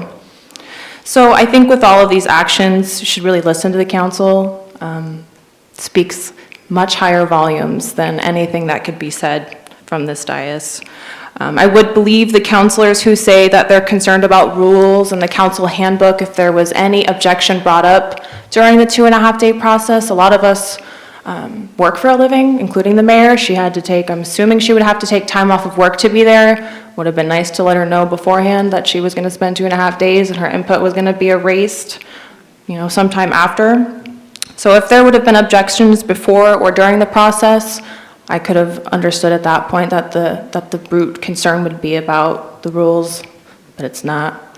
We do have someone here today that was present for strategic planning, and I'm sure you saw, David, in your presence that there was no objection, that when it was time to vote on the goals and place our prioritizations, everyone assumed their positions that they have in years past, because, like I said, the mayor has always participated. So I understand what people are saying, but actions speak a lot louder than words. Rob? Yeah, let me just say that first, I'm actually a little surprised tonight at the degree of, I would call it venom or disgust that one of the counselors seems to have for the mayor or the mayor's actions. And I'm actually quite blown away by that. And I'm not sure if she meant to come off that way, but that's certainly the way that I heard it. So that surprises me. But, it's one thing to, I guess, have some kind of reasonable discussion. That wasn't the tone that I heard. And maybe if that counselor goes back and listens to what she sounded like tonight, she may be surprised. I'd have to also say that everything that Joel mentioned, and also Valerie, about potentially working with different groups and different funding that may come down and trying to work to solve a homeless, or at least advance and improve, not solve, but at least improve our homeless situation. Everything they described, to me, is the definition of facilitate, which is apparently the big sticking point here. I read the definition in the dictionary. Facilitate doesn't mean that you're on the financial hook. Facilitate means working together and making something potentially happen, making something easier, greasing the skids. And that's what Joel basically said. That's what Valerie's basically said. So I don't understand being stuck about that word. But I'd also like to say that not only during the process, not only does it have a 10-year history, there's some point at which, I don't really know, I'm not a lawyer, but at some point at which in real estate, if a property line has been a certain way for a number of years, that becomes the de facto property line. Whether or not, the surveyor has showed that 50 years ago. But for at least 10 years, this has been the process. And I'd go so far also further to say that during the process, Aaron suggested that we needed to change it a bit, or there needed to be some improvements. DJ was pretty vocal about how the process wasn't really the way he would have liked. Valerie too. And everyone engaged, especially DJ and Valerie, engaged with the mayor and others to improve this year's process. There was no comment or complaining about how the mayor shouldn't be involved. They engaged with the mayor actively, and the discussion happened, and we did change a little bit of what went on. I can't remember the details because it was very involved. We spent a lot of time on it, long discussion, and nobody said the mayor had no right to be part of that. No one objected to discussing with the mayor.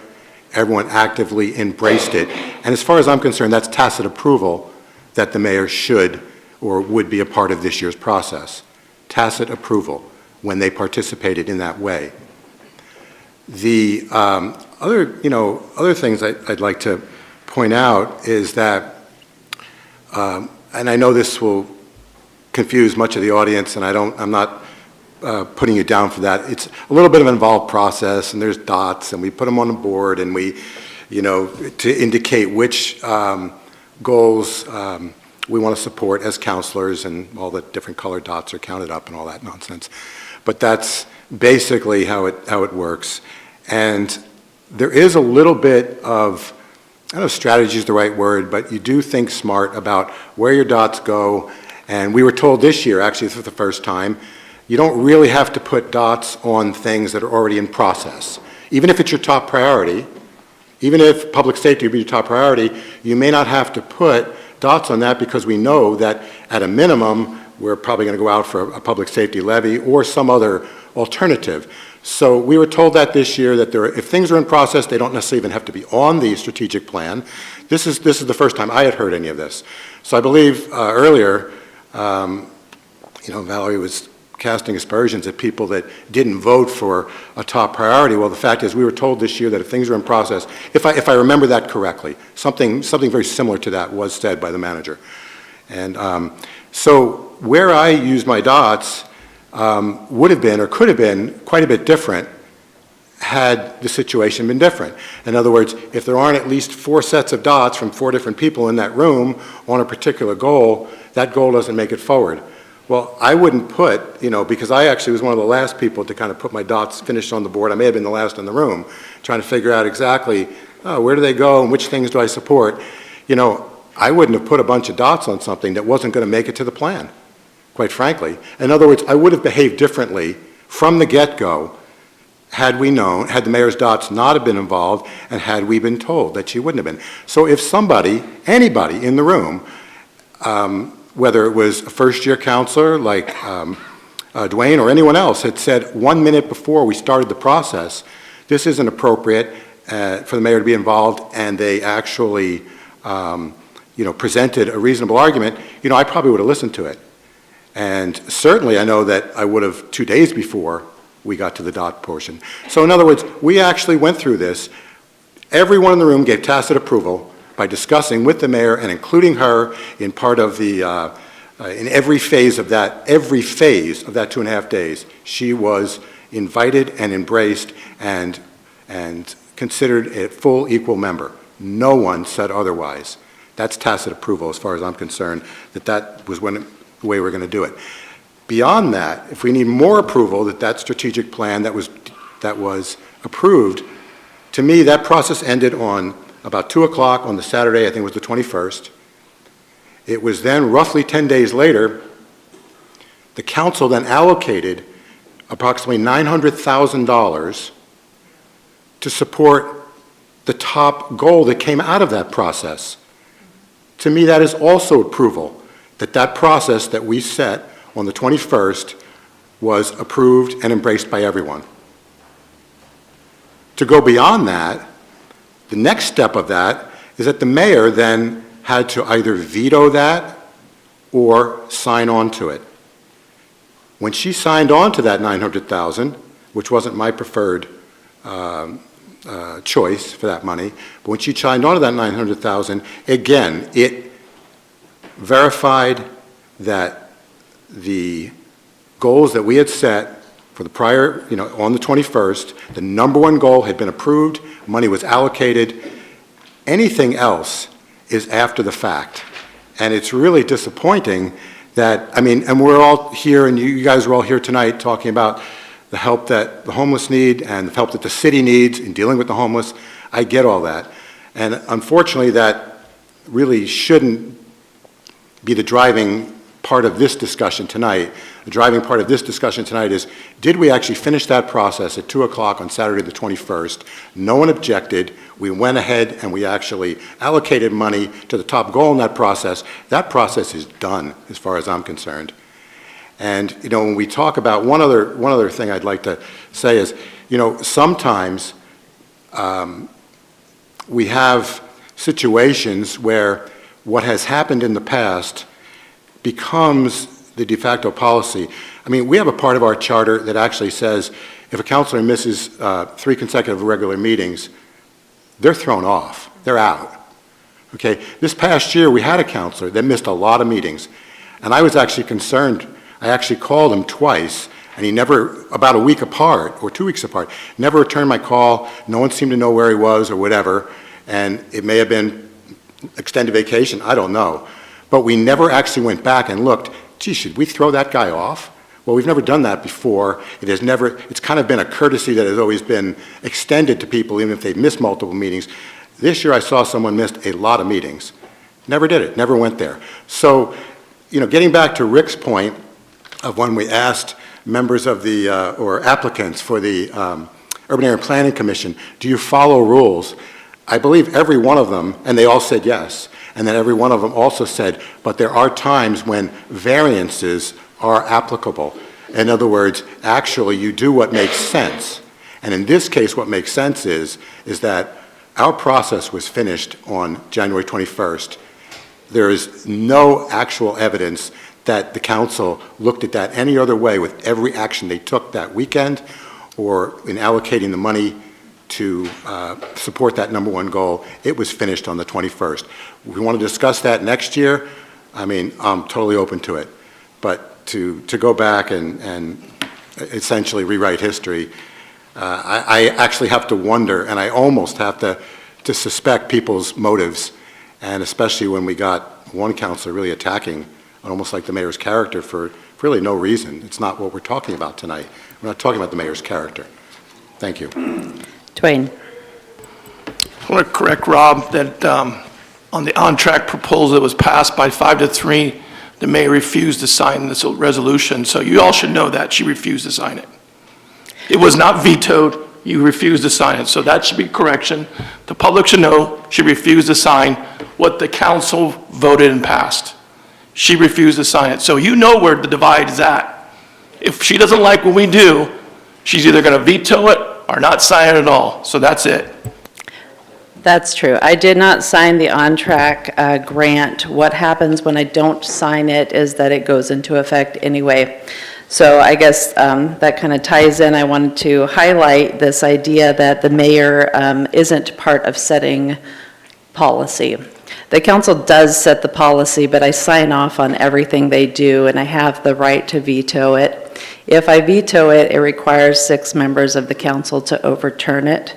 So I think that actually gives the mayor quite a bit of power if they choose to use that. In the case of the on-track proposal, I decided not to veto it as a matter of good faith, because I think that we will get some more money to facilitate a homeless shelter site, and that we will, this council will move forward with taking action in the future. Otherwise, if I did not believe that, I would have gladly vetoed it and used that money to facilitate a homeless shelter site. I want to clarify, I do talk to Representative Morgan. People may not see that, but we each have cell phones and we talk to each other fairly regularly. I have known Lily for 30 years. I am a member of the Oregon Mayors Association, and I did sign off on the request to get money from the state for all cities in Oregon to deal with homelessness. I also submitted a proposal that went to the Oregon State Legislature recently as part of the Mayors Association. I think that I want to make it clear that the whole reason why this has come up is that it is a blatant attempt to rewrite the process after the fact, because there are certain members of this council that don't like the way I voted. They have been perfectly happy to use my dots in the past when they were recruiting me to vote on items that they supported. And I did sit through 3 days of strategic planning not only this year, but the past 2 years and participated the entire time. I want the citizens of Grants Pass to know that ever since I became mayor, homelessness and the homeless in our parks has been the #1 issue I have heard complaints about, and I absolutely hear you. I think we need to do something. That's why I've been working really hard at facilitating a homeless shelter site so that we can give people a place to move that's not in our parks. The city of Grants Pass lost a federal lawsuit several years ago before I was mayor that requires us to allow homeless people to camp in the parks. And the reason for that is very clear. We don't have adequate low barrier shelters. Really could not be more clear. So to me, it's really obvious that the solution to that is to create low barrier shelters. And I know 100% not everybody will go there. But if we have a place that people can go and they choose not to, that opens the door for our police to be able to deal with the situations in the parks. Right now, it is crazy, and I feel terrible for the neighbors. And I've got one guy who emails me every single day showing me pictures of the parks. I know exactly what it looks like, and I have worked, it's not my quest in life to set up homeless shelters, but I know that that's our #1 problem in this town. So I've been working hard to deal with it. I think there are certain members of this council who are trying to find excuses for not dealing with it and trying to cut the mayor off at the knees. And so I just want to remind you, I do have the power to veto. It's a check and balance system. I may not vote on every issue, but I am a part of this process, and I think the voters expect that. I did beat 3 other candidates to earn this position, and I think that, you know, the calls I get from the public, they expect a lot of the mayor, and I will continue to do my best for them, regardless of what you decide to do with this strategic plan. Brian, then DJ. So in the packet, recommended action, staff recommends the council adopt the strategic plan. For future strategic planning sessions, staff recommends the council consider the procurement of a strategic planning consultant. And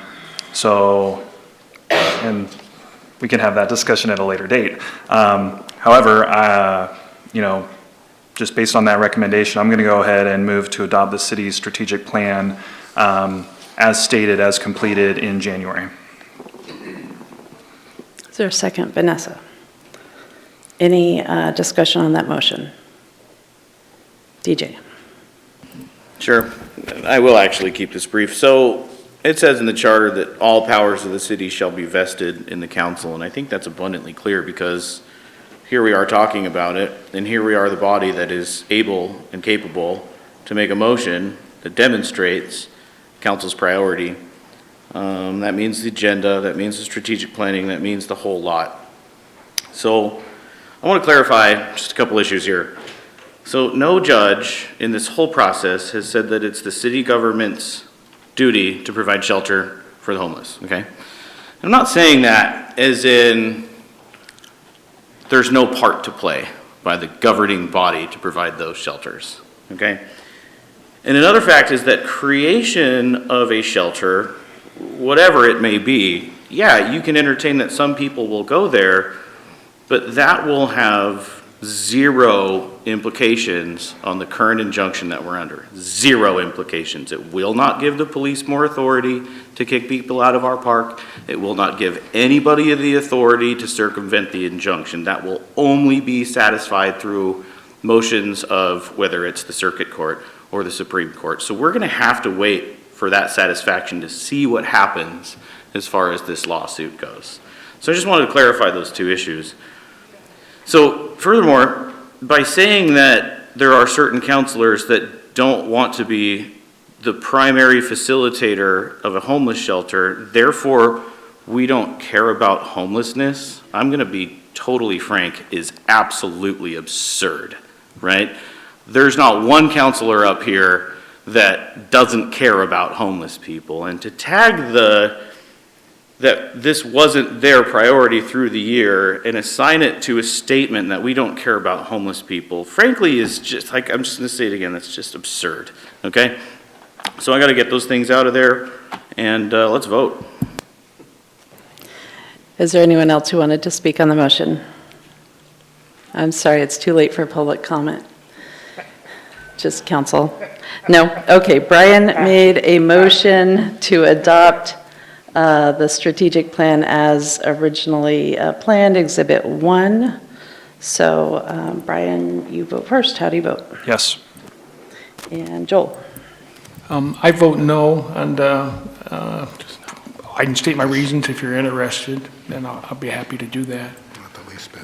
Dwayne? No. DJ? No. Vanessa? Yes. Rob? Yes. Val? No. Rick? No? All right. We'll continue. Dwayne? I move to adopt the city tree plan, council's priority list. Sorry. I move to adopt the city street plan, council's priorities list only. Is there a second? Second. Discussion on the motion. Vanessa? This will be effectively eliminating any priority relating to homelessness for the city for the year on our strategic plan.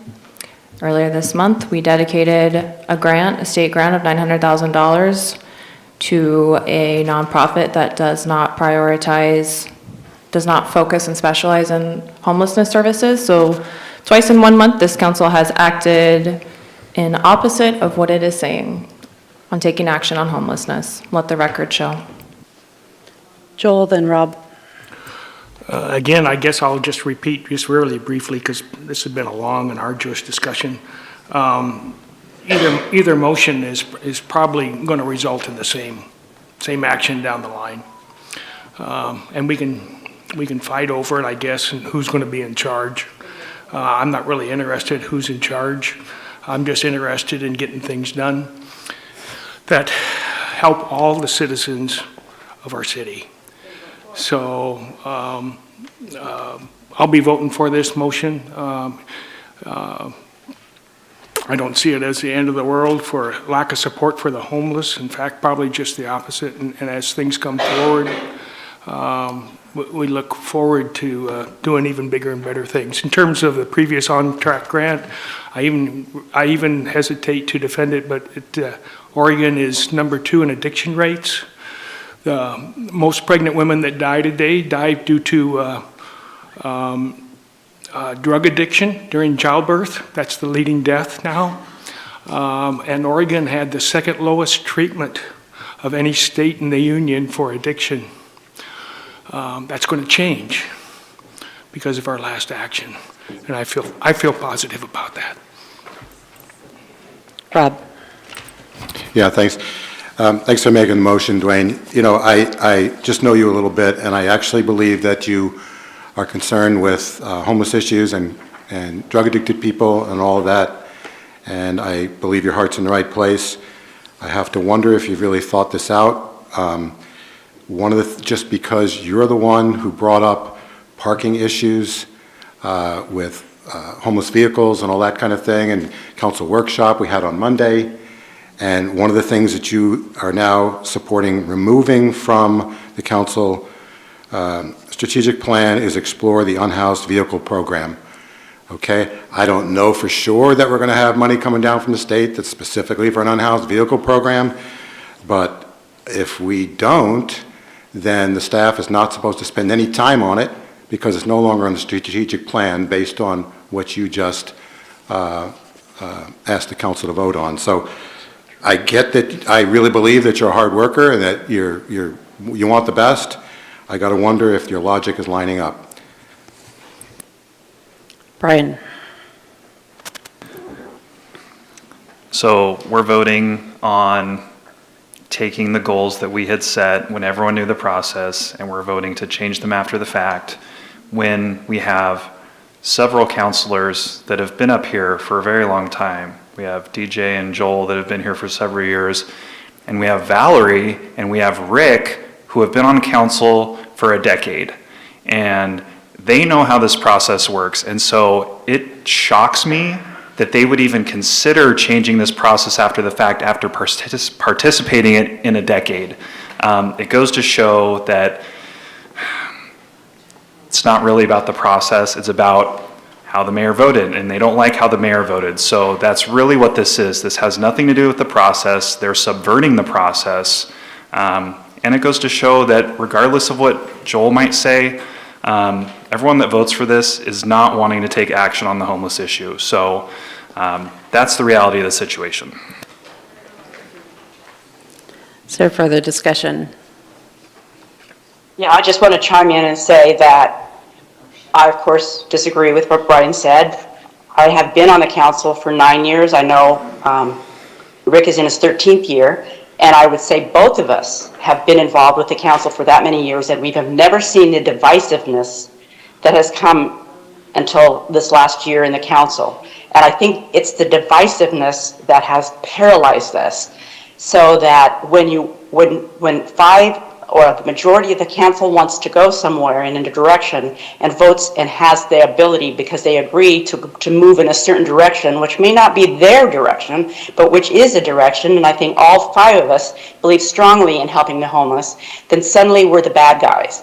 That is why it's important that this is the first time we have seen the system be used in such a way that it blatantly put 3 councilors putting 3 goals on there that were not put forth by the majority of council. So if you're going to make progress in council, you need to convince more people to come along on your side. And that's just because we didn't see it from your eyes does not make us bad people. We do believe in ending the homeless. We're just looking at it through a different lens. Brian? I'm sorry, just one quick thing. If this motion does pass, I would strongly encourage the mayor to veto. Further discussion? All right, Dwayne, you made the motion to move forward on Exhibit A with the council's priorities without the mayor. How do you vote? Yes. DJ? Yes. Vanessa? No. Rob? No. Brian? No. Joel? Yes. Valerie? Yes. And Rick? Yes? All right, motion passes 5-3.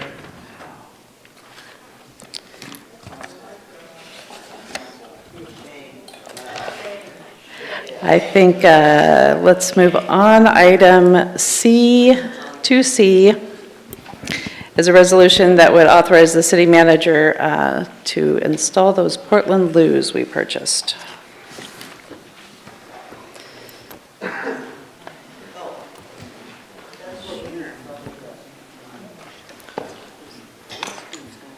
All right, good evening, Mayor and Council. Today, I'm bringing forward the bid results for the installation of the Portland Loo restrooms. And this is to provide cooperative shared leadership involving council, staff, and community. I wanted to start off just with a couple quick pictures of what these installations are going to look like. This is the one in the Osprey lot, and it'll go right there in the corner. And this is the one in the, well, sorry, that was the Beaver lot. This one's the one in the Osprey. Bids were opened on February 2nd, and the city received 4 bids, good turnout from local contractors. 3 of those bids were deemed responsive, and the range was from about $136,000 to $178,000. So it was a pretty tight range. The lowest bidder was 3-Dimensional Contracting for $136,000, and of note, the engineer's estimate was $83,000, so quite a bit over the engineer's estimate. And the overage compared to the engineer's estimate can be probably attributed to several factors. One is that we can't seem to keep up with material costs, specifically electrical. The electrical component of this in that bid item was approximately 4 times what ours was. It was a large amount. And then also, you know, we're generally used to doing projects on kind of quiet city streets, things like that. And this is going to be difficult for contractors to get in and out, maneuver, keep pedestrians out of the work zone. And so I think some of that kind of added into it.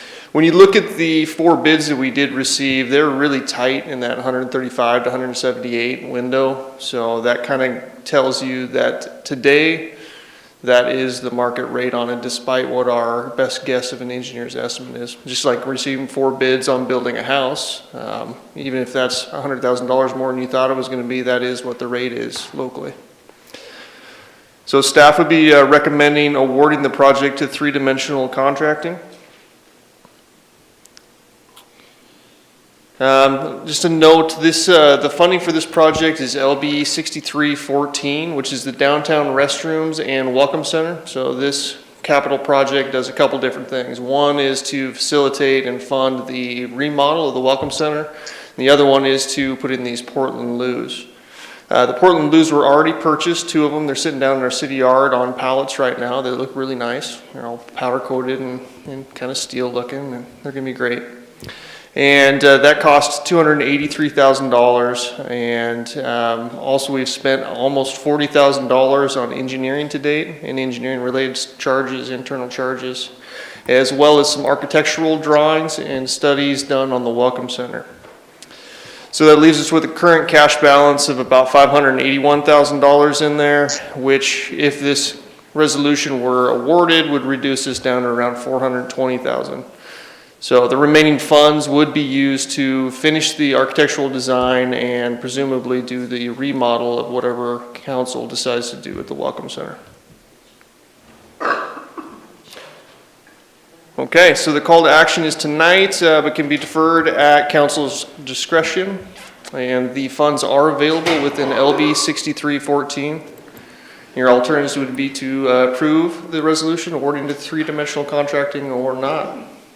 Do you have any questions? Are there any questions? Brian? Yeah, thanks, Wade. I just had a question. You said that the Portland Loos, before they get installed, they're sitting at the city yard. Are they sitting by the 20 pallet shelters that have been there for a couple of years that haven't been utilized, or are they in a different part of the yard? They're actually, you have to kind of squeeze in between the pallet shelters to get the doors open in the back. They're right there. All right, thanks. Rick? Thank you, Wade. Can you go back to the drawing that showed the site plan? I think there's one on G Street on the corner. Certainly. So this is the one in the that Beaver. one right there. Is that the Portland Loo in that north? I would say northeast. Yep, in that kind of grayed out section, the doors kind of open, shown there, kind of facing up and left. Yep. And one of the problems I've seen coming eastbound on G Street, hitting 7th, is the visibility down 7th Street, which is almost impossible. And is the Portland Loo going to block that visibility even further? We're actually going to have to remove a couple of the parking spots right there. I believe one in particular, and we may have to shorten another one. So if cars were parked there anyways, it's going to be about the same. The stop bar for the traffic light is just a little bit past that, so the first car could see up 7th Street. So I don't believe it will, Rick. Or Councilor Okay, thank you. Any other questions? All right, is there anyone from the public who wanted to speak on this issue? No? All right, we'll close public comment and turn it back to council for discussion. Brian? I move to authorize the city manager to enter into a contract with 3-dimensional contracting for the Portland Loo installations, Osprey and Beaver parking lots. Seconded by Joel. Any discussion on the motion? All right. Well, we're going to sit through public comment before we do a bathroom break because they're sitting here waiting to talk to you. Okay. Brian, you made the motion to authorize the city manager to enter into the contract. How do you vote? Yes. Joel? Yes. Dwayne? Yes. DJ? Yes. Vanessa? Yes. Rob? Yes. Rick? I'm not comfortable with the expense, no.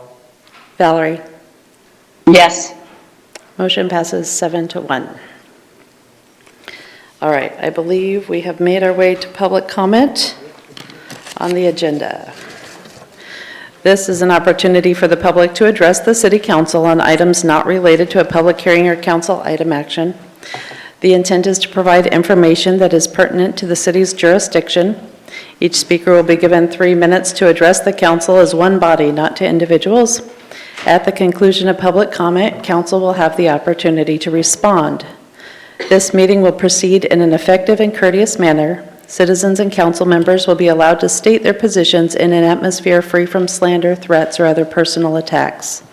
Signs or placards, outbursts of applause, campaigning for public office, or other disruptive behavior will not be tolerated. If you have a question regarding any government-provided service or a current city policy, please contact the city manager's office in an attempt to resolve the matter. And I think you all know the routine about stating your name and whether or not you live in the city. I think David Dapper has left, but David, if you're outside, come back in. Next up, Mike Slotemaker.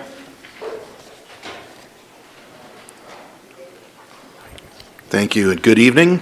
It's a privilege to be here and an honor, and I appreciate your leadership and what you show for this community.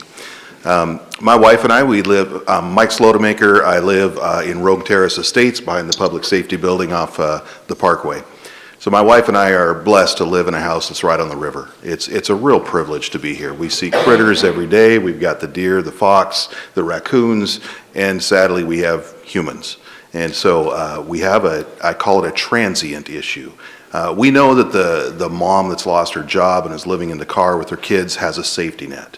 We know that those that want help for their drug addiction have a safety net. What we have is people coming onto our property and putting up tents that they choose to live in. And I know that because I've gone out there and I see them with shelves that are set up and dishes that are there. I have video showing that since November it's gotten much worse. And so I'm telling you a firsthand experience of what I see out my deck and what I see on our property. I have video of a man walking through with a machete, about 12 inches long, maybe longer. My wife is at home during the day alone. So this is a challenge. I have video of people walking on our deck and up by our garbage can that are obviously on drugs because of that walk where they're walking and they're looking, and Chief Hensman can verify what that looks like. This is concerning. It's gotten worse. So I'm just here to give you the firsthand experience and share one little thing of something I learned this last week. I was sharing this with somebody and explaining how that I really struggle with this because I'm a compassionate person and I care and I believe in giving a hand up and not a hand out. And I was just saying I'm really struggling with this, and that person said when there's conflict, think through 3 questions. And this goes for everybody here. What's the worst that can happen? What's the best that can happen? And what do I need to learn? And in my case, the worst that can happen is one of these people breaks into my house and harms my family. And we're all going to sit here and go, oof, that's that guy that talked at city council. What's the best that can happen? We find a way to play by the rules and move people off our property that shouldn't be there. And then we hand that to the city council to say, what do we do? These are people that are choosing to live in their tents. We're empowering you. And then I said, what do I need to learn? Because I'd shared these stories of what's going on.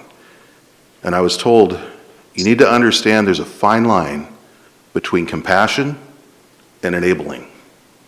And that's what I would leave as my time ends, is to say to this council, number 1, thank you, Chief Hensman, for your team. Every single officer I've interacted with has said, I'm sorry. And to the council, find that line between compassion and enabling. Thank you. Mike Pelfrey. Mike Pelfrey, Grants Pass. Everything that gentleman just said, I also can attest to, because I live next to a park as well. I'll give you a prime example. The other day I noticed a tent that popped up and a young lady sitting outside of it. What brought me to her was the amount of garbage that was laying around her area. I counted at least 4 trash cans as not further away from that exit sign. I asked her, I said, what made you choose this particular campsite? You know what she told me? She said, because they told me to leave Riverside. So my question to you is, does that make any sense? I mean, she goes from one park to the next and just does the same exact behavior. That is a recipe for what I just simply say stupidity. And it's not her fault. She's just doing what you guys let her do. So I'm going to go back to what I think is a solution. What's happening here is we are trying way too hard and over-complicating this thing. These people are living in tents in our parks now. They're parked on our streets. There's nobody providing, I mean, yeah, they might come and get a toothbrush here or a toothbrush there, because believe me, I pick them up all the time. But the point is why can't you work with the county? Why can't you identify a piece of property that is away from, like the Elks Lodge? I mean, if we had listened, if our community had not shown up, we would right now have a homeless shelter over here next to a dance studio. So that's why it's important that we, like myself and these other people, come and voice their opinion, whether you like it or not. But at the end of the day, you're overcomplicating this whole thing. Why can't we find and identify a piece of property? It doesn't need to have a pallet shelter. They're already in tents. Why can't they just find a place, put them in that place? The community can get involved. I will send a detailed email because I know I'm going to run out of time. But I've written this on other social media sites. I think, again, we're trying to make something, you're not going to make the Taj Mahal a homeless shelter. It's just not going to work. And then not only that, but you're going to have continuous financial issues, because once you build it, you're not tearing it down. It's going to stay there. So we need to just create something that can solve our problem simply, and then we build upon that down the road. It doesn't have to be rocket science. Again, if we have a large enough piece of property, again, I stress, work with the county, because it's not just the city, it's the county's problem as well, and we are in the frickin' county. Thank you. Linda Milner. Hi, I'm Nancy Lindquist, and I'm speaking for Linda Milner. And I'm actually the president of the Toby Fund, which you might all have heard of, I don't know. But our sister organization is Jocose Spay and Neuter. About 18 years ago, Linda was made aware of some cats that were stray that were hanging around Baker Park. And she went in there and she had them all spayed and neutered. And as new cats came up, she had them spayed and neutered. And they set up some feeding stations and some shelters from the weather for these cats to remain at the side of the park. They're not like in the middle of the park, they're at the edge of the park. And it's been, for 18 years now, she's been doing this. And actually that's part of what the shelter is in process to do, but they're overwhelmed themselves. At any rate, the Josephine County Animal Advocates and Jocose Spay and Neuter and Toby Fund are requesting the reinstatement of privilege to continue managing the Baker Park Community Cat Site. This includes weatherproof housing and feeding stations, and it's at no cost to the city. The volunteer group that keeps the area clean and well-maintained at the edge of the park. They feed the cats daily. There are 14 cat residents right now, and again, they're neutered and vaccinated, and that's at no cost to the city. The proven benefits that the city should hear is that the animal shelter has a growing number of cats they can't handle. They actually have a waiting list, which is that you didn't hear me say that. Jocose Spay and Neuter volunteers identify, trap, and neuter new cats and relocate them if possible. They also pay for the spay, neuter, and the vaccination. The maintaining of the colony decreases the likelihood of more kittens in the area. And the colony cats keep the rodents down in the park. And Valerie, you'll remember that we worked on this together about 5 years ago, where we came up with a solution for free-roaming cats, and that was to trap, neuter, and return. And there's lots of there's lots of proof that this is the way to manage free-roaming animals. At any rate, what we propose is that Joco Spay and Neuter will add the liability coverage for the colony cats to their insurance policy. They'll reinstall the feeding stations and shelters, and they will supply an annual update on the colony to the city council. And at any other concerns, we will address with you and make sure that we can all live there. And, you know, as the homeless, they're also homeless. Thank you. Is Nicole, I'm sorry, I can't read your last name, but Parotimadigas? Something long, starting with a P? No. Suzette Smith?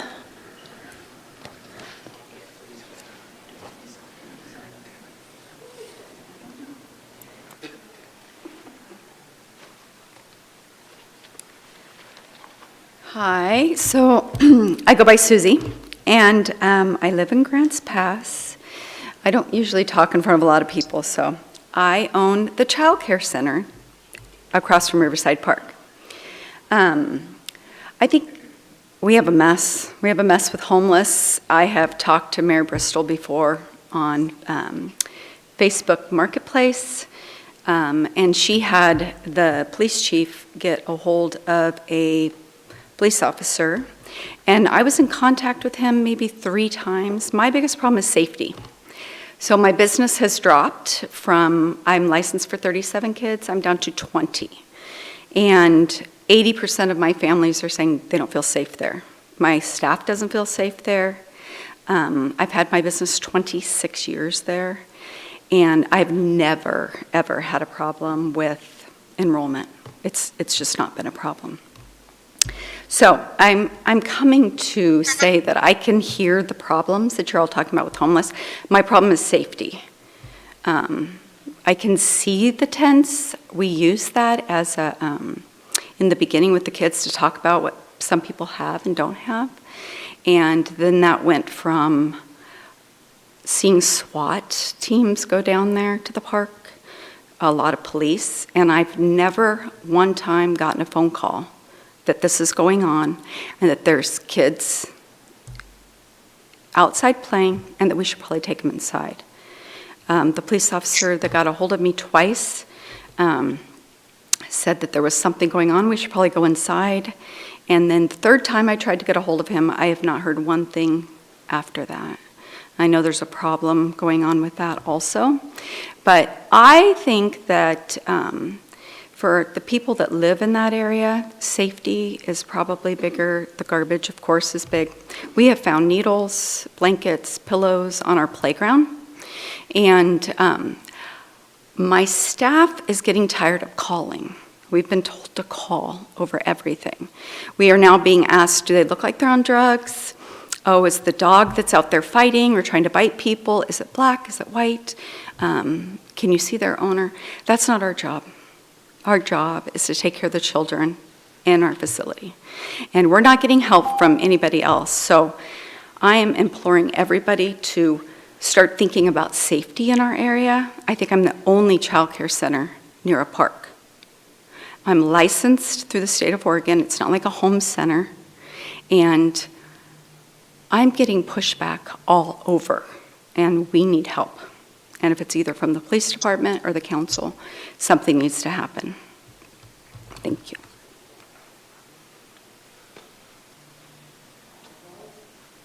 Raleigh Smith?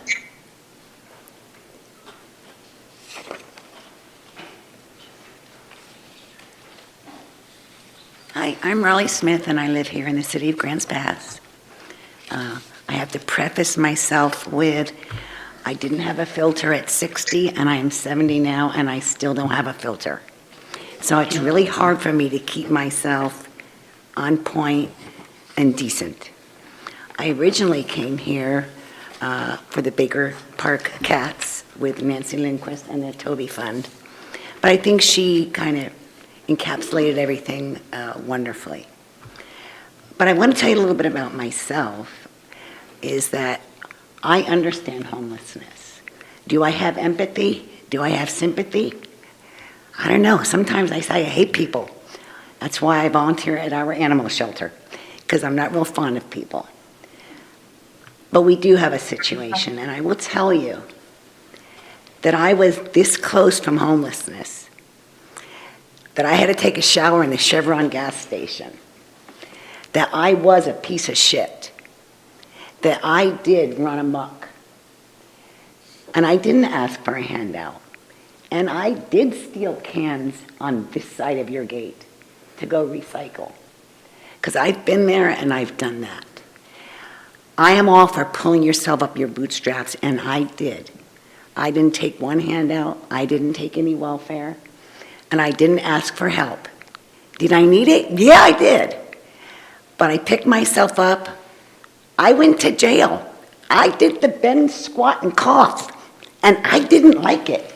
So I don't understand when people keep doing it, because I'm a perfect example that I did pick myself up, and I did move forward. We didn't have fentanyl then. We didn't have the drugs right now that you could walk away from. It's scary to be a person on drugs. It's scary to be homeless.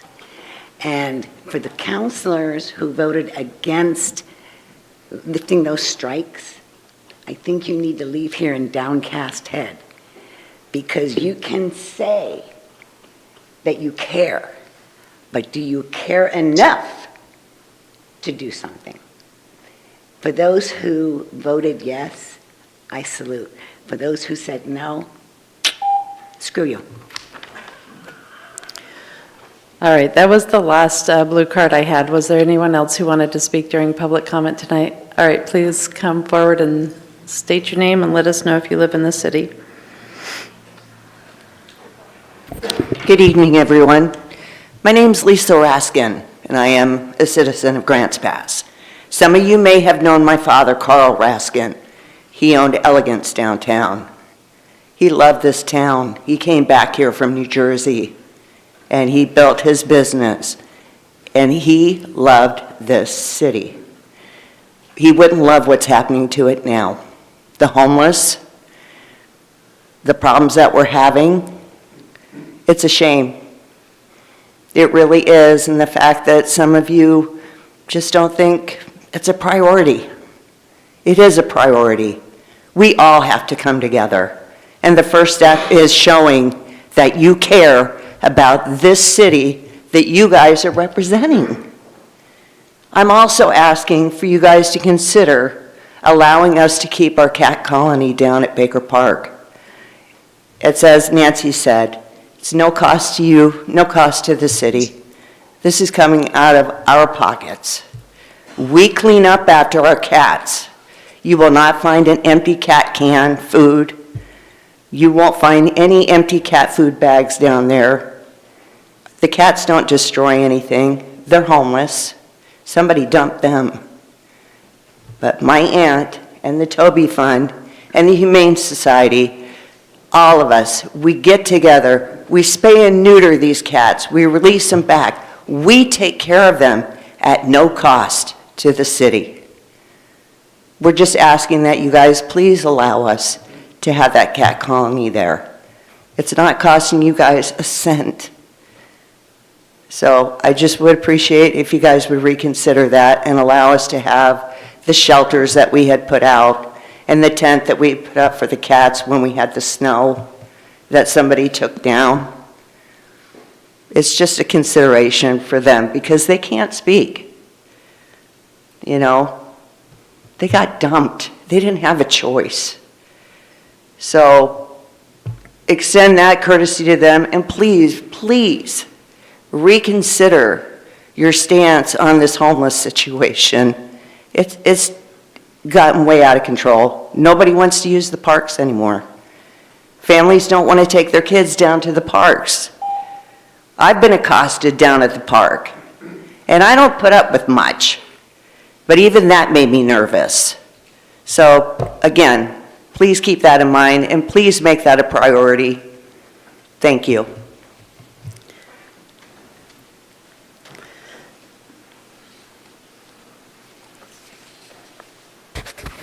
I'm Annette Hours. I'm a resident of Grants Pass. I moved here from San Diego. I retired from a hospital 35 years, and I retired here because my son lived here. I have been one of the feeders for these cats every Saturday and Sunday for the last 6 months or so. Those cats are friendly, some of them. They are feral, but they don't want to get too close to us, but we clean up after them. There are no cans or paper left. I was there 2 weeks ago and I fed on a Saturday, and the sanitation truck came in, the guys got out, cleaned out the trash cans and left all the trash that was laying around the cans. Why? But then you're gonna take our cats' homes away? There's one cat that I've gotten now to the point that I can pick him up and I plan on bringing him home with me. I've already adopted 3 feral cats. These cats don't bother anybody. They have cleared the hillside off with the homes that they made out of the brush. They have taken out all the little homes that we had put in there, and every time we put new dishes out for them to eat from, they throw them away. Why? But yet the homeless throw their trash all over and nothing is done. There's a girl there with a Rottweiler that told one of the other helpers the other day, my dog loves cats. He likes to eat the belly out of them first. And they're living there. But these cats can't. I don't understand why. When my son moved up here 20 years ago, I've come every year and visited him. And I always said, when I retire, I'm moving to Grants Pass because it's such a wonderful city. In the last 3 years that I've been up here, I've seen a decline more and more, and it's sad. Poor cats can't have a home, but the homeless can destroy the park. That is really sad. Thank you.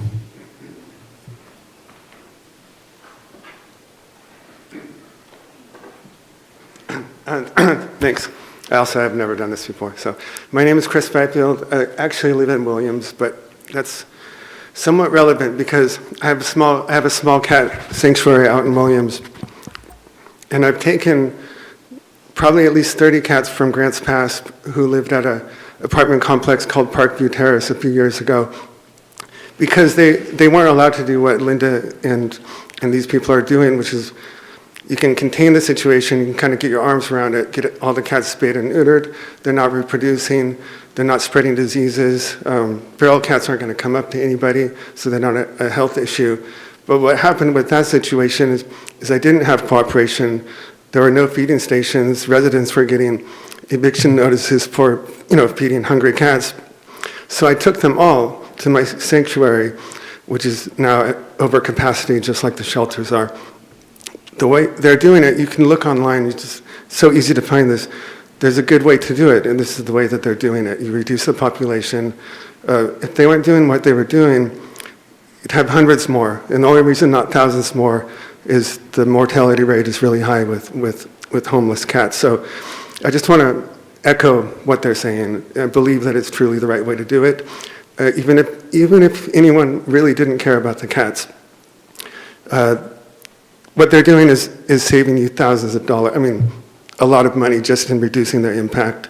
So I just really encourage you, I believe in what they're doing.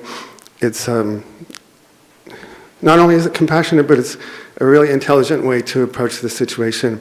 And I encourage you, if you don't understand how this works, just do some Google searches of how to handle homeless cat populations, and you'll see that is exactly what they're doing. So anyway, thank you for your time. I know it's been a long night. Thanks. Is there anyone else who wanted to speak? Step forward and state your name. Mark Jones. I do not live in the city limits, however, spend a lot of time here.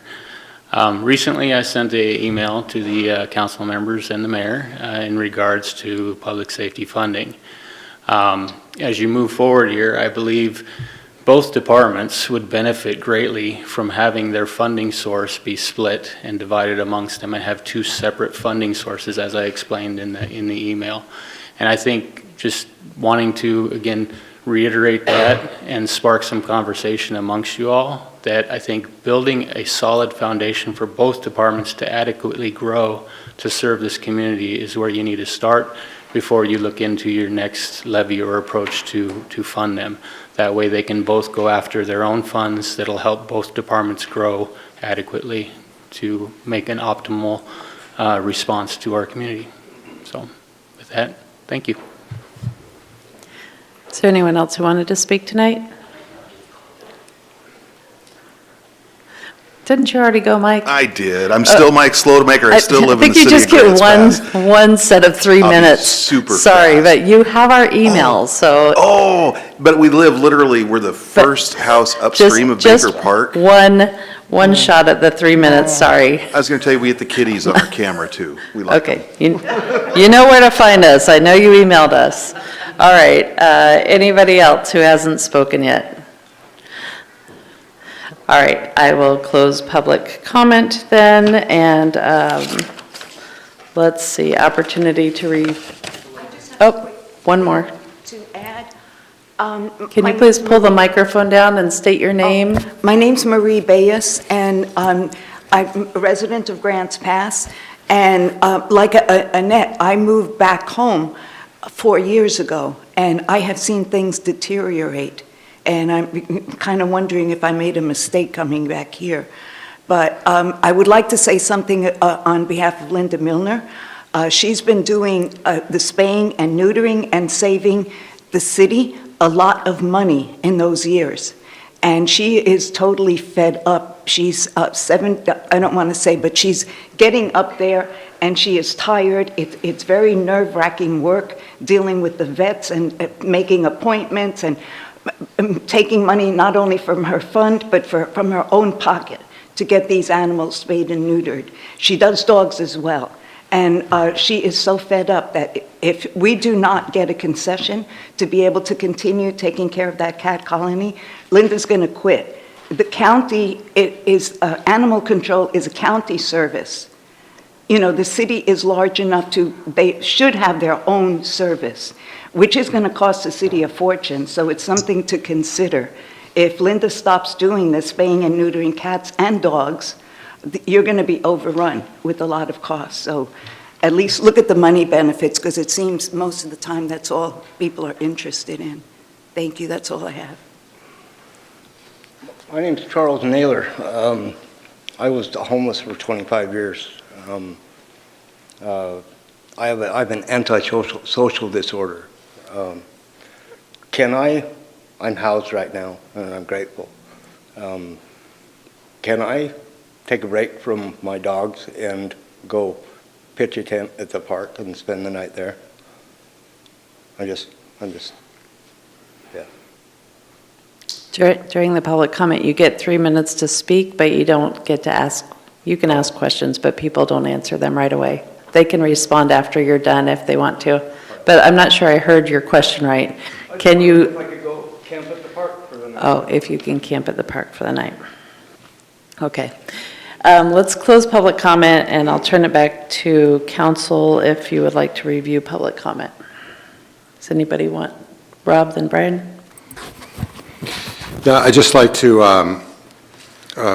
respond to Mike Pelfrey's comment about the council needing to work with the county and the citizens and so forth.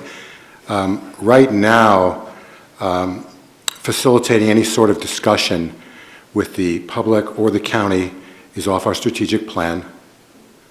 It's off our strategic plan. I didn't decide that. I mean, I'm part of the body that did decide it. In addition to which, every penny of money that the council currently had for anything that could be used for homeless was spent at the last meeting. Now, more may come down, but right now we have no money, and facilitating any discussions along whether it's car camping or shelters or anything of that nature is officially off our strategic plan. So I, at this point, don't know how I could possibly embrace that suggestion, and neither could anyone else on the council that I can think of, but I just need to respond. The other thing I'd like to respond to is to the woman with the daycare next to the park. You know, living next to the park, I'm sure, and everyone who lives near the park obviously has similar situations. But what I really, could feel from you is that it's also extremely difficult to keep staff morale high and your employees' morale high when you're facing something that is such an omnipresent problem that is beyond your control and you have no answers for as the owner. And I can feel that, and I've been through something like that. So I really, I understand that running a business, especially one that's been there 26 years, is really, really, got to be really depressing and can really tear your guts out. So as a business owner, I really feel for you as well as a property owner. Brian. Yeah, I had a question for Aaron. There was a lot of people that spoke about this CAT program at Baker Park, and I'm not up to speed on that. Is that something that council needs to be informed on or council needs to take action on? Because it sounds like a lot of citizens are really concerned, and I don't know how much we know about this. I think what we can do is provide you with the council memo to give you some more information with regards to the request that the group of individuals come forward with when it comes to providing cat houses at Baker Park. Has there been some sort of change that has prompted them to come forward? Yeah, it was discovered that there were some cat houses in place, and they did not have, there was no authority for private individuals to put infrastructure in the parks, in the public park system. So they were removed, and now, since they're removed, they're asking that they be replaced there. Well, I would certainly appreciate a memo if the rest of council is into that. This is Valerie. I will say that, yes, years ago, I worked very closely with the Toby Fund. I totally recognize and value everything they have done and the money out of pocket. I did at that time. We'll go, because the department is with the Josephine County. They use the funding that comes in from the animals, but it's being overrun. And right now the county recognizes that they're trying to get larger services because they are being overrun by cats and dogs. So, I mean, it is an issue I think that needs to be taken a look at. I don't think they're asking for money because they've been out there taking care of it out of pocket, and I think it's a very valuable service. So I would like to see it brought forth a memo and then more information from county animal control to see what their thoughts are on problems they may be having. DJ. Another public comment. Are we beyond the last? We're in the reviewing public comment. Are we beyond getting the memo and talking about that? I have another comment to make. I guess that's fine. Cool. What Mark had brought up, I had a conversation with him about it, and I've read the email, and I think any and all ideas should be in the realm of acceptable for conversation.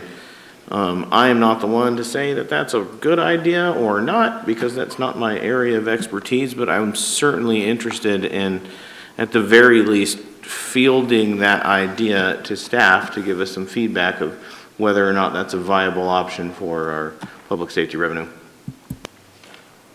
Dwayne. And I talked to Mark too, so I brought it up to Aaron about it, so he's already talked to me in an email. So the parks, I have talked to Chief Hensman about, and hopefully we're going to start working on more cleanliness in the parks, enforcing cleanliness. People that are making a mess, I think that parts can be taken care of. We're not going to remove people out of the park. It's not going to happen right now, but there is a lot of needles and stuff. I worked down there last week, and I feel we could do a better job of keeping things clean.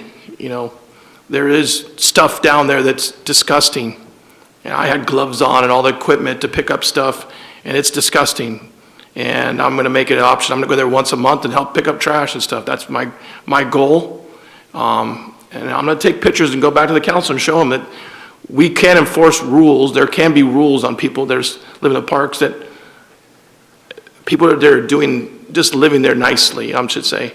that are not causing problems, but there is people in there that are causing problems that we can enforce rules on that are making it unsafe for her and their daycare, doing drugs or stuff like that. So I would encourage, that we continue to enforce rules that are being violated in the parks, because there is rules in the injunction that we can enforce. Valerie? Yeah, I just wanted to as well say that I understand the morale issues and the frustration. I will also say that I know that that's one of the biggest problems that we have right now with our police force and fire is morale. So they're frustrated too. And so I think I applaud you, Dwayne, for getting out there and working and helping. And hopefully when I get my knee in a better place, I think that's a great place for all of us to spend more time cleaning up, because that is important to our citizens. I also wanted to say that I supported getting more information on the police and fire and looking, I think that in terms of as we make a decision going forward on what we are going to do, to have full transparency with the public, knowing exactly how much the fire takes and how much the police takes would be very valuable for the public to know as well. So I would just like to support what DJ said about maybe to having our police chief and fire chief get that information and talk to us about whether how easy, or JC, how easy it is to separate that and take a look at what each of them requires moving forward. Vanessa? I wanted to reply to those who came again this evening for another meeting to talk about homeless issues and how it affects not only their livelihood, but also their businesses. And I can't even imagine how frustrated individuals in this situation feel when I feel extremely frustrated as a legislator in this community that had resources for 2 years to do something about it and a platform to speak about it, that we are still not getting anything done as a council. We have by fiat eliminated priorities related to homelessness, meaning into the future year it is not prioritized to take action on. So if I feel frustrated, I can't even imagine how, for example, the daycare owner might feel in your situation. You're probably through the roof with frustration. So I feel deep empathy. I will continue to advocate for taking action on homelessness. Although it's not on our strategic plan, I still plan to bring it forward to the council as something that this community very clearly wants us to act on. Anybody else? Sarah, I just wanted to clarify one thing, and I'm just going to say it. I know that everybody in the council cares very much about the homeless.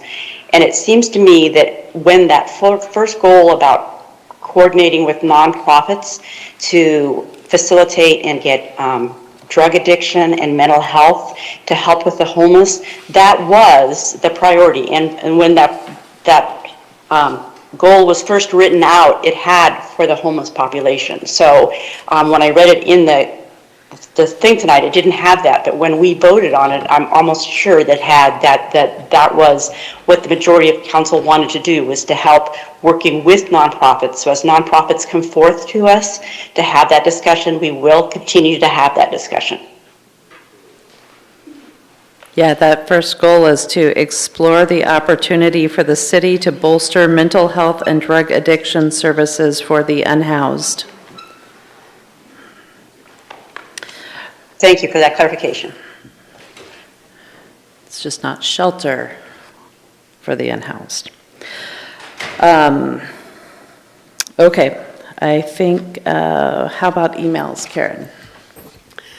So there's one email regarding police and fire expenses, 11 against any low barrier homeless shelter, one stating please balance the needs of all residents of Grants Pass with the small minority of homeless individuals, one complaining about the Redwood Hotel decision, one requesting to provide a shelter, and one requesting to find ways to cure homelessness. All right, next up we have the consent agenda, and we have a request to start item for item 4A. So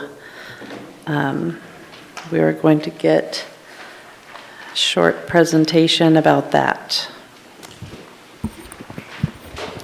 Thank you, Mayor. I actually do not have a presentation prepared for you. I just wanted to make a couple of comments and then answer any questions that council may have on that item. I'm trying to get to the consent agenda. For quite a number of years, Advanced Maintenance Services have been providing street sweeping services to Grants Pass, and a few years ago they came before you and you approved an agreement with them, and we just did an extension with them not too long ago and included a number of services. A while back, Dan came to us and said that he was looking to sell his sweeping portion of his business, but the only company that he would sell it to was Southern Oregon Sanitation, because he knew that they had roots in the community, that they felt very strongly about the community, similar that he did. And so SOS came to us and asked if that contract would be transferable. In consultation with Augustus. Even though we did not have specific language, it was permissive of us to transfer that agreement. And so SOS agreed to a purchase for the business from Dan Kirkman. We believe that we will actually be able to provide enhanced service. We know that SOS is going to be a partner.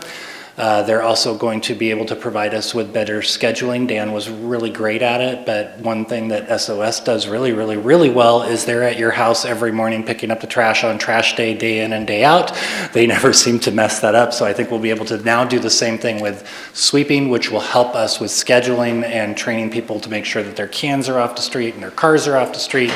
The other thing that they also are going to be able to provide to us is better information on where those vehicles are sweeping at what time of day.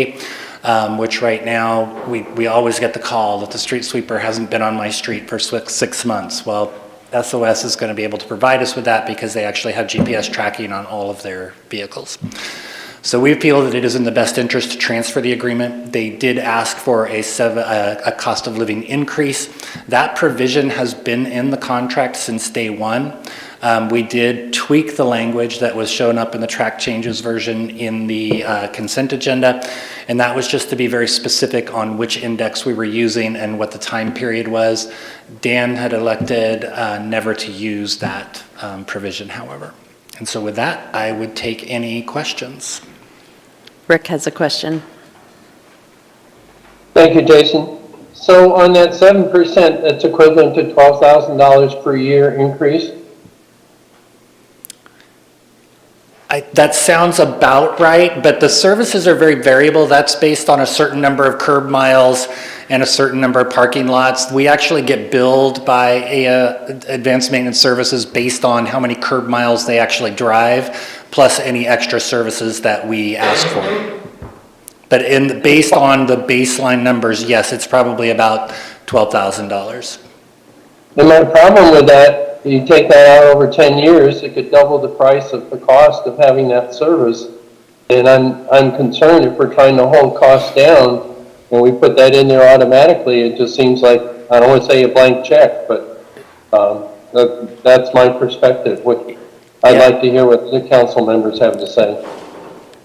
If I could have I thought we left in the language that it has to be mutually agreed upon between the city and the contractor. I don't have it right in front of me. That is in the language still, Okay, that it has to be mutually agreed upon. So they would have to make the request, and council would have to approve the request of the CPI. Okay, I appreciate that. Thank you. Valerie? Yeah, my question was kind of along those lines. And then did they, when he purchased the street sweeping, when SOS purchased it, did Kirkman own the street sweeping machine? Did we own it, or how did that work? The city of Grants Pass owns no street sweeping equipment.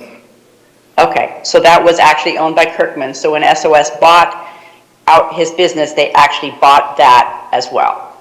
So that's what I was unsure about. So, all right, that was my question. Are there any other questions? Brian? Yeah, I just had a question about the schedule. I know that there's going to be regular sweeping, but I have noticed and I've heard from other people that there's areas in town that are actually could probably use more frequent sweeping.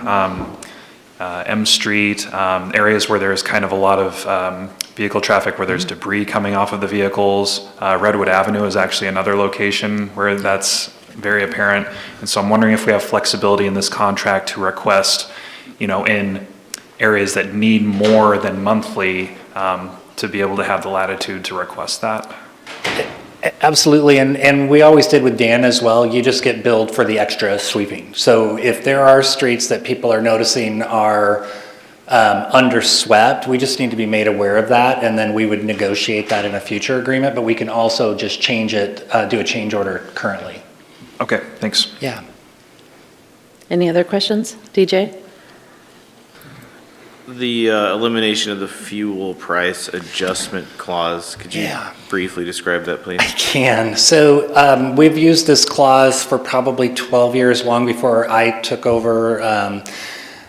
Dan Kirkman liked to have that in there. So what we do is at the time of issuing the contract, we set the price of fuel. And as the price of fuel would go above or below, we would make an adjustment to the bill based on his fuel purchased.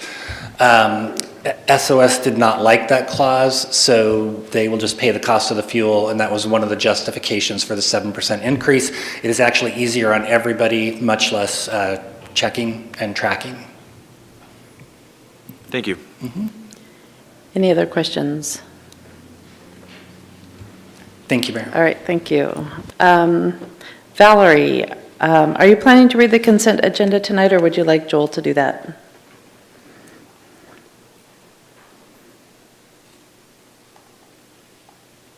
I think it would probably be easier for all to have Joel, who is right there, do it. Joel, if you would take the honors, I'm sure you've heard enough from me tonight.